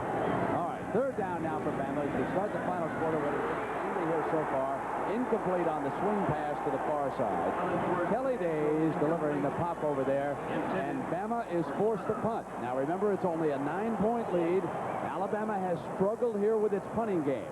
Now at midfield, this might be the time when Tennessee elects to go after one. They have set the return so far all day. They've changed punters, Brent. That's Ward. Yes, it is. They're going to try a new punter. They're going to let this one bounce. Oh, it almost hit him. It may have hit him. Alabama says it did. I thought he jumped over it, but let's see what happens here. Thomas Woods was trying to down the ball. He didn't want it to take a big Bama hop, and he got over on it, and it almost touched it. I'll tell you, artificial turf, you got to be so careful with punted balls. You know, and this field has a high crown, so everything coming off the middle is going downhill. That's very dangerous. Oh, Woods was over top of it, just barely. Now, taking over Tennessee on their own 25-yard line. And there's McCants wrapping Amsler up that time. So Amsler has shown us a little fullback, a little tailback, some work as a downfield receiver. He has been a very versatile performer here for the Volunteers. It's going to be a 2nd and 7 for Kelly and Tennessee. They're down by 9. Sellout, as you can imagine, here in Legion Field. There's Amsler swinging out, and as a receiver, he busts out for a Tennessee first down.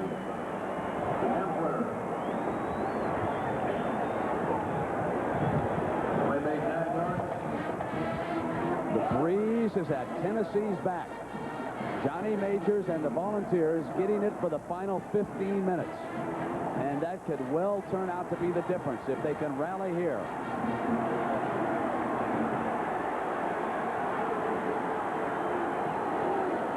Kelly, good protection. Throws incomplete. And let's check with Greg Gumbel for an update. 3:24, Alabama. Andy Kelly, the relief quarterback, has done a whale of a job against Bama.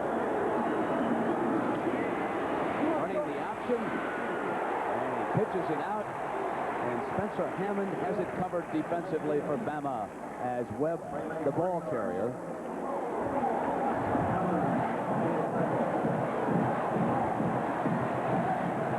Now it's 3rd and 7 coming up for Tennessee.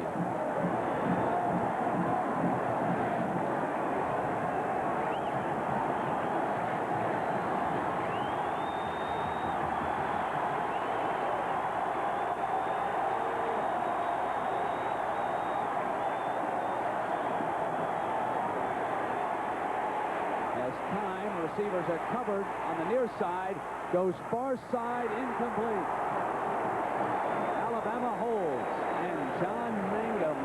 defensively on Terrence Cleveland.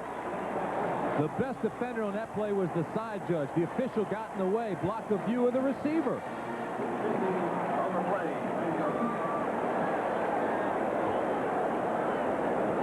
Now it is Ken Elmore, and with this wind at his back, he could boom one.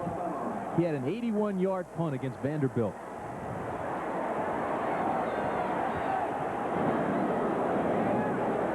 Lays it up high for Stacy at the 17, and they swarm all over it.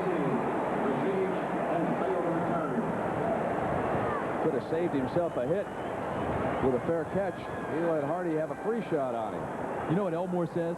If I can get a hang time of 4.5 or better, I've got guys that can run 4.5 40s. They're going to be down there. That's what happened that time. He gave them a hang time of 4.75.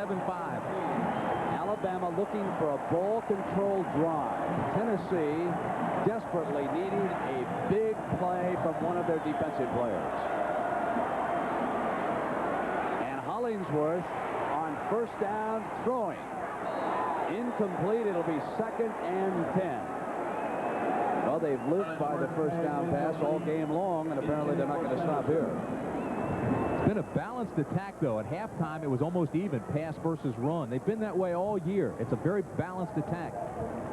The wind rippling the back of Hollingsworth's jersey. He had a 70-yard touchdown pass going into it, but it was out of the shotgun with a shovel to Stacy. And there was movement there, you could see. A couple of linemen. On the play. Left side of the Alabama line.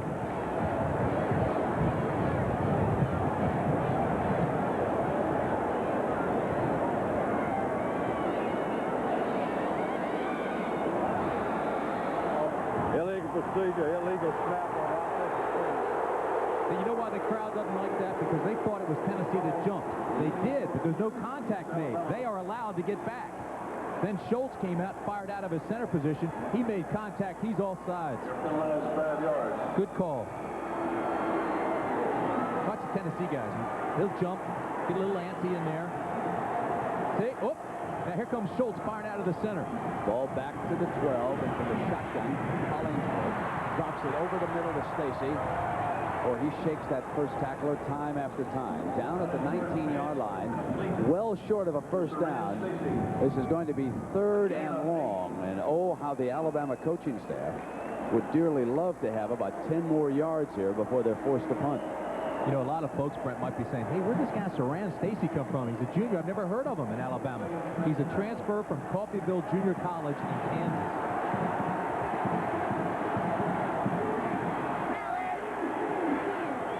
7 for that first down. Hollingsworth. And he hits his tight end, Russell. He's got it. A big 3rd down pass. And Tracy Smith forces him out of bounds after 19 yards, and the chains move. And what a huge play that was. Well-designed play, too. Tennessee goes to the nickel. Look at all these defensive backs. Then they'll drag him all the way underneath here across the field. See, here comes Russell underneath, gets lost in traffic and comes across. Very well-designed play. Tracy Smith never got to him. Now a penalty against Tennessee. 15 yards because of a personal foul is tacked on against the Volunteers.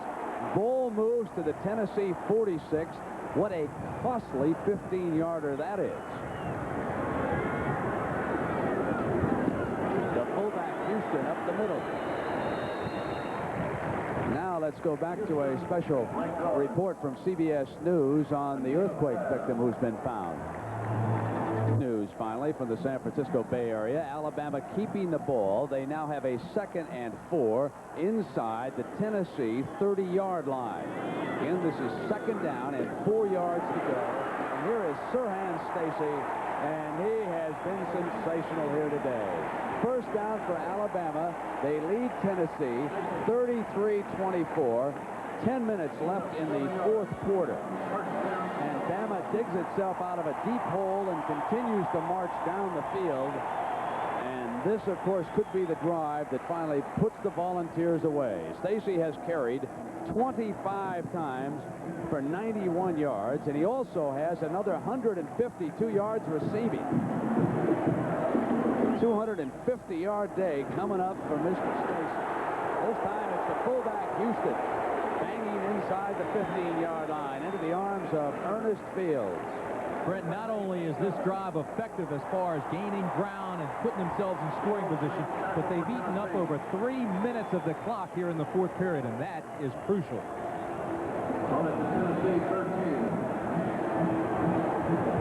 Checking in now for the Crimson Tide is the very versatile John Casimus, number 33, one of the wide receivers, a finance major, fine student. Stacy again. This time they stretch him out. He turns it up before Kelly Days and Preston Warren bring him down. With Murray Hill out with injured ribs, and now Stacy slowed up a little bit by that tackle. Look at the kind of day he's had. Wow. I think he just wants a breather. Might have had the wind knocked out of him a little bit. Derek Owens. And now they hand off to the fullback straight ahead. And there's a lineman shaken up for Alabama. 8:25. The clock stopped at 8:26. And 33-24. Well, the injured player is being tended to. Looks like Trent Patterson, the right guard. 3 points on 505 yards total offense here today. Owens Lassick continuing to tailback. They fake to him, and they throw the swing out of bounds on the near side. Preston Warren and Ernest Fields with coverage. The receiver was Kevin Turner, the fullback. And the clock down to 8:14, a 9-point Bama lead. And Tennessee looking for one of those huge plays on defense as Sirhan Stacy returns to the Alabama lineup.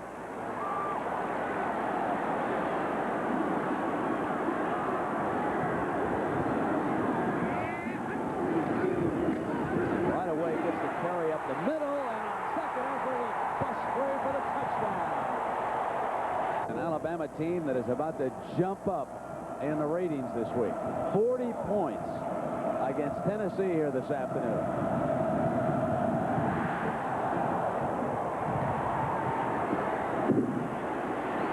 For the 20.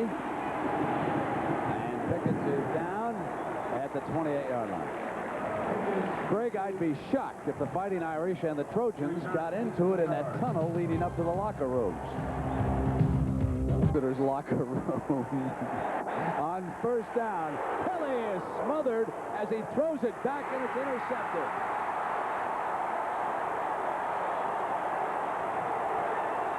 Sterling Hinton was the receiver. He had come into the game and took the snap, but I mean, Kelly was hammered. Watch the top right-hand part of your screen. Hinton just couldn't adjust. Kelly rolls way right. There's the pressure. It makes the ball fly. Kind of floated on him a little bit. Sterling couldn't adjust, and then the interception was made by Spencer Hammond. He was actually beaten on the play, but because it was underthrown, he made the interception. Here's why the pro scouts say that Keith McCants may be the finest linebacker in college football. I mean, he got in on Kelly, and he delivered a major league blow that time when he took him down. He runs a 4.5 40. They put him in the same conversation with Derek Thomas, Cornelius Bennett. Wow. First and 10. And this Bama team on the roll. they are taking dead aim at New Orleans in the Sugar Bowl here today. Keith McCants is a big guy on campus, but I have to tell you this. He's not allowed to play basketball in the Coliseum anymore. He went in there in the offseason, had a couple of slam dunks, shattered 2 backboards, shattered 3 in high school, so they said, that's all. You cannot play basketball here anymore. I think that's the school record, 2 shattered backboards. Here today, Tim, 11 tackles and 2 sacks for the big fella. And Stacy stacked up. That's probably the first time today that I've seen one tackler alone stick with him and bring him down. Dwayne Dotson, number 33, a freshman out of Hendersonville, Tennessee, wraps him up, and the clock now moves down toward the 7-minute mark. Texas up ahead of unbeaten Arkansas. Well, that would give Bama a chance to really jump up. Hollingsworth has broken Scott Hunter's record for completions here today, handing off on 3rd down. Hollingsworth has completed 31 of 45 passes for 371 yards. That breaks Scott Hunter's record. As he heads to the sideline, he has done a sensational job here today. And Alan Ward comes in to punt again. This is the biggest weakness we can see with the Alabama game, Tim, is that their punting game is not up to what it once was.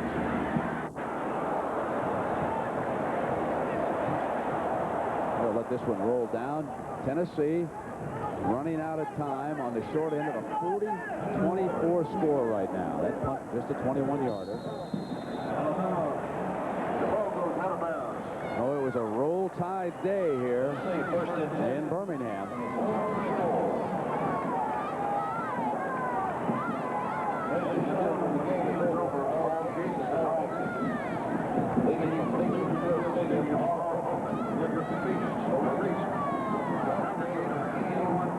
Andy Kelly, after taking that hit, still in the game.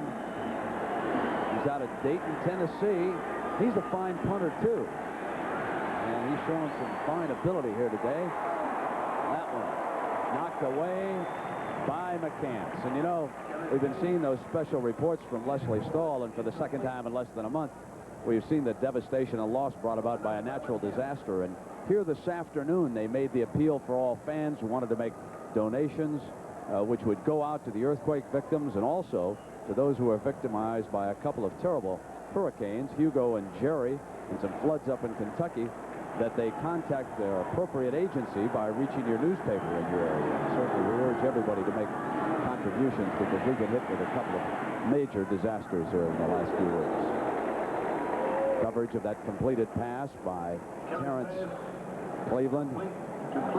I know that down here in the Southeast they have made a point of raising funds and clothes and food for those people over in the hurricane-racked Charleston, South Carolina area, and now appeals are being sent out for the earthquake victims. So it is 3rd down now for Tennessee, off a no huddle, hitting Cleveland on a quick pop, and it's a 1st down for Tennessee. And hey, this guy Keith McCants, he can cover pass receivers too. He sure can. He's 6'5", 256 pounds. We said he runs like a tailback.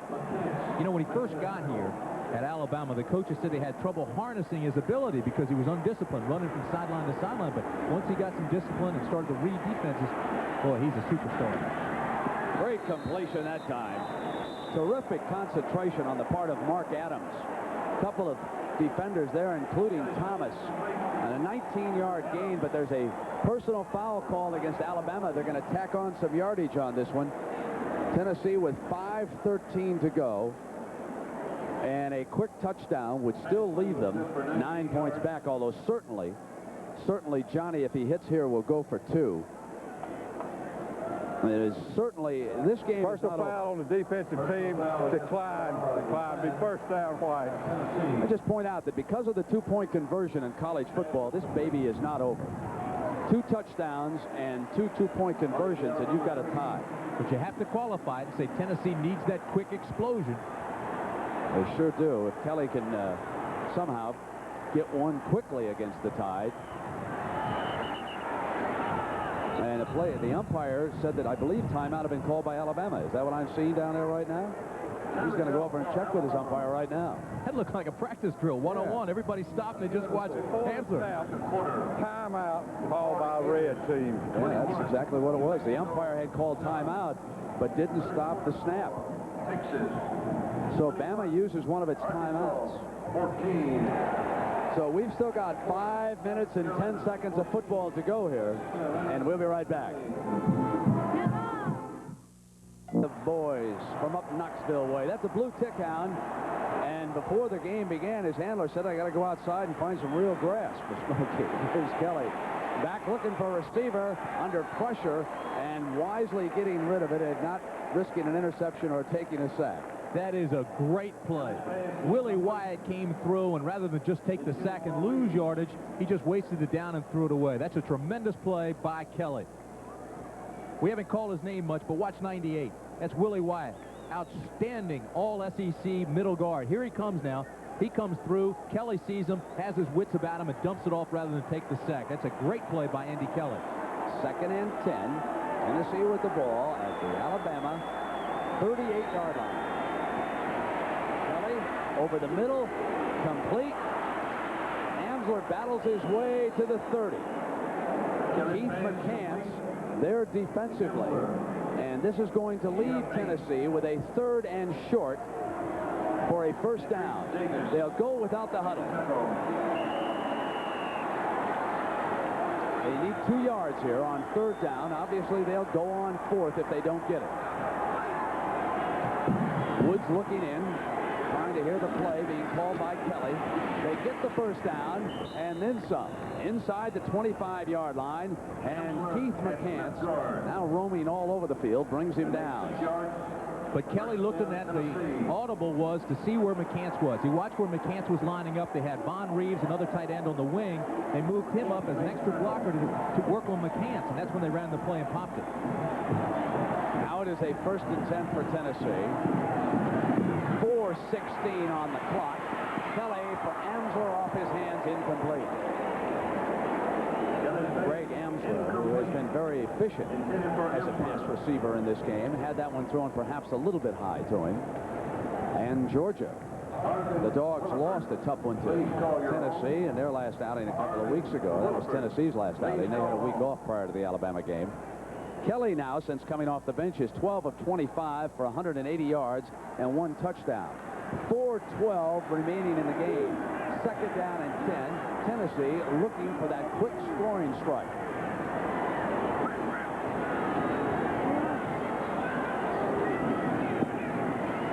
Quickly to the near side and Pickens, and he's free.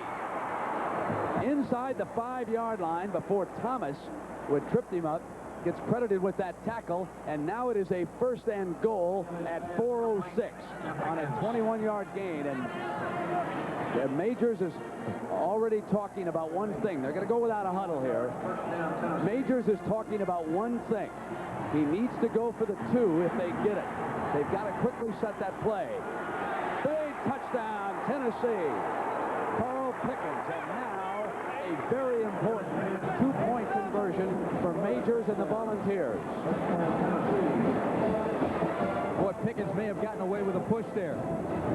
See if he doesn't push Ephraim Thomas.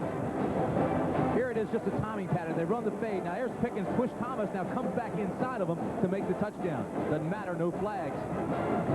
Now, what will they come up with here as a play? It is 40-30. It's sitting on 10 right now. They'll send 3 wide receivers to the right. Frequently, on a 2-point conversion, they will run a pick play in college football. They roll in the direction of the wideouts. The throw. And a great defensive play by Gardner. Gardner knocks it away, and it stays at 10. What a huge play that was. Absolutely. Charles Gardner saw him sliding into the flat.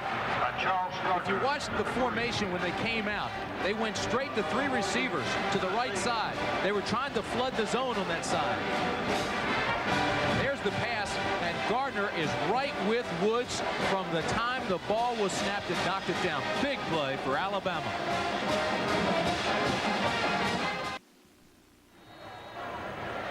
Now we're in the onside kick mode as far as Tennessee is concerned. So you will note that Alabama will probably bring the 9 men up very close to the 45-yard line, and they will put some wide receivers and some backs in that second line there, fellows with good hands, so they don't fumble the ball. It's a 10-point game at 3:59, and Tennessee now must have that big defensive turnover or a successful onside kick.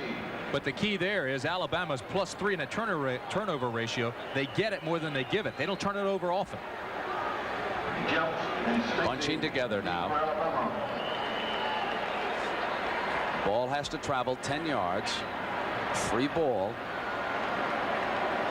Indicating they're going to the left. Let's see. They do. I don't think it went far enough. It's recovered by Tennessee. Did it hit a Tennessee player first? Yeah, before it went to 10. They're marking it at the 44-yard line. And hold on while they sort this out.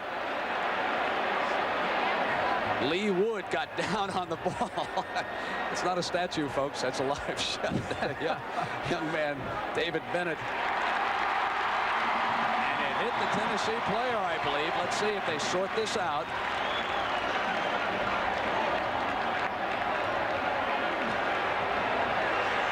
Yes, take a look at it. See if it goes to full 10. Bama ball. You'll see it come right up on his hip. Right there, the right angle. Yeah, or the right ankle, 22 in the ankle. That was Floyd Miley it hit. So Bama gets the ball right there at the 44 with 3:58.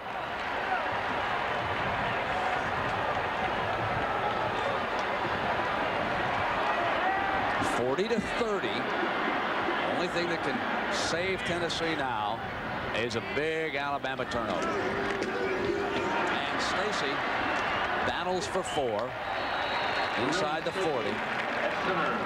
Bradley bringing him down for the Volunteers. So Alabama only 3 minutes and 40 seconds away now from staying unbeaten.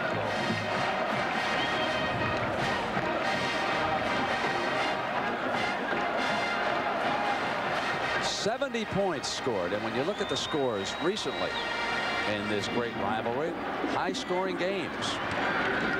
Here's Stacy, who's had a great afternoon, inside the 35-yard line, and that clock continues to run. Tennessee with 2 timeouts left, trailing it by 10. Alabama has not had a turnover today. Stacy with 31 carries for Alabama, 109 yards and 1 touchdown. What do they say? That ball's not heavy. 31. Just let him go. Melt the clock now.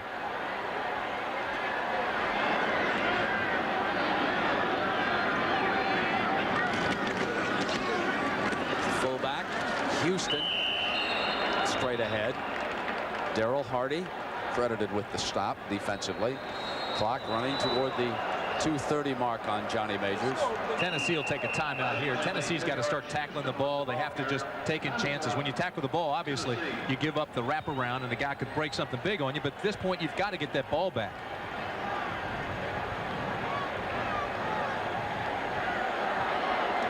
He's still very much in it. He's a creator of clocks. He knows how much time's up there and what they need. Timeout, Tennessee. And, of course, after this one, USC and Notre Dame, the top-ranked Fighting Irish. Certainly, if Alabama wins this one, they want to take a look at the Fighting Irish. Who knows? Maybe they can get them to come to New Orleans. Play on New Year's Day. You never know what's going to happen with those 4 teams up above. Brent, as you mentioned, if Alabama wins this, they still have a good, strong schedule yet to play, including Auburn, which will be played at Auburn this year. A lot of the Alabama people bought season tickets for Auburn just to get into that one game. Yeah, Alabama loves going to Auburn, don't they? They've looked forward to that for a couple of years, haven't they? That game has always been played here. Oh, that's a classic. That one's dead serious. 2nd down and 8. Fullback again. Clock running down now toward the 2:30 mark. Tennessee down to its last timeout. And they use it. So Tennessee runs out of timeouts at 2:29. Tennessee. Boy, this would have been some 2:30 if that two-point conversion had been successful.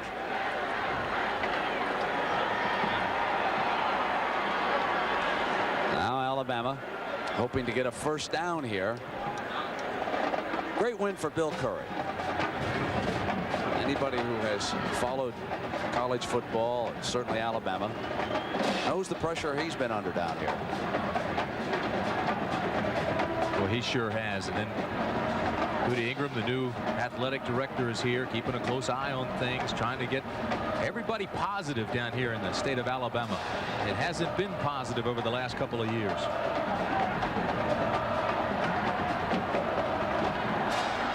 Great numbers by Hollingsworth, breaking Scott Hunter's record with the 31 completions here today. You have to wonder, here's a guy that's a senior. Where's he been? How come he hadn't played?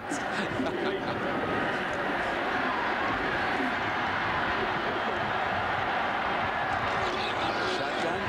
That exploded for 75 yards early on, and it gets the biggest first down against the clock.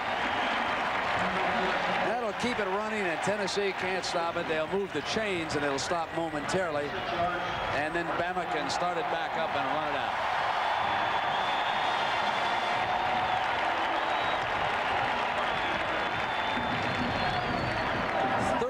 First down against the Tennessee defense on the part of Alabama here today. Great offensive show by the Crimson Tide, and the 10-game winning streak of Tennessee is about to come to an end.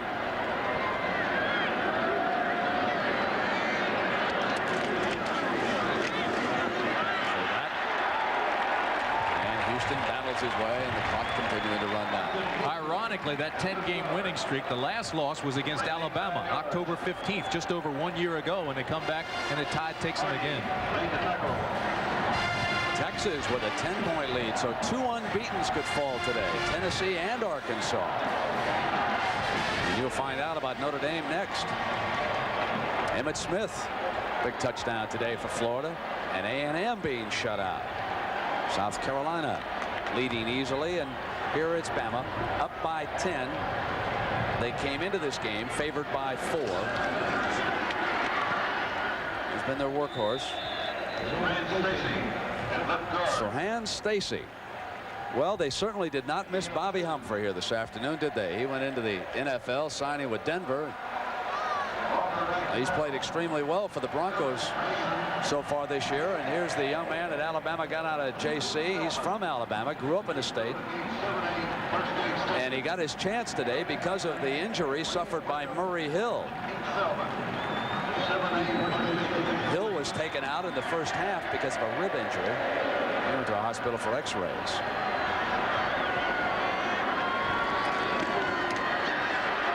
Stacy. Still going. Touchdown.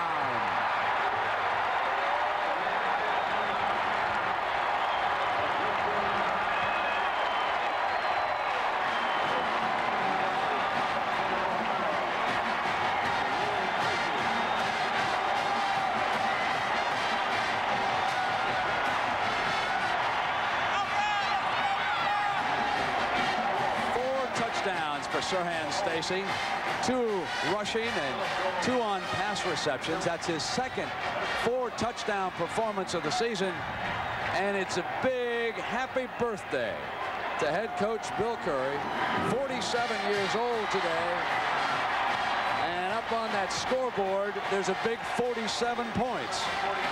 So how about that? What a way to celebrate your 47th birthday. We'll be right back.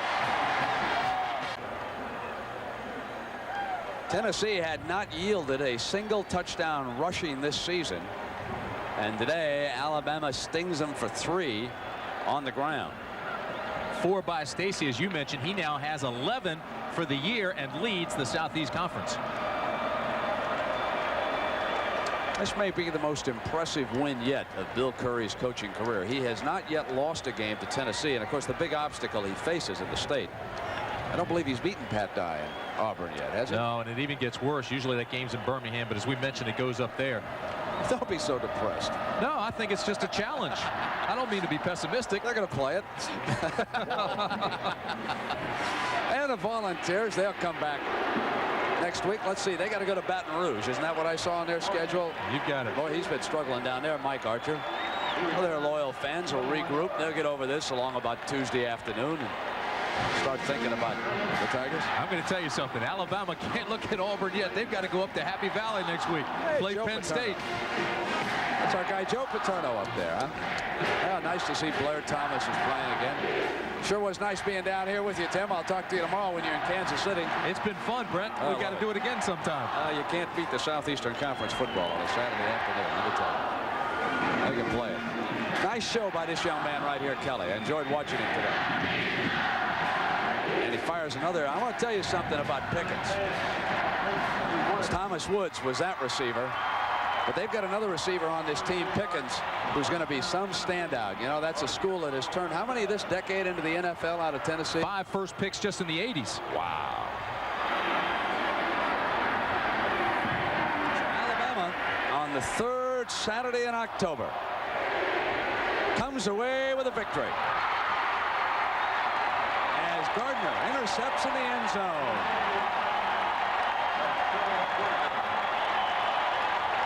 Sing happy birthday to the coach.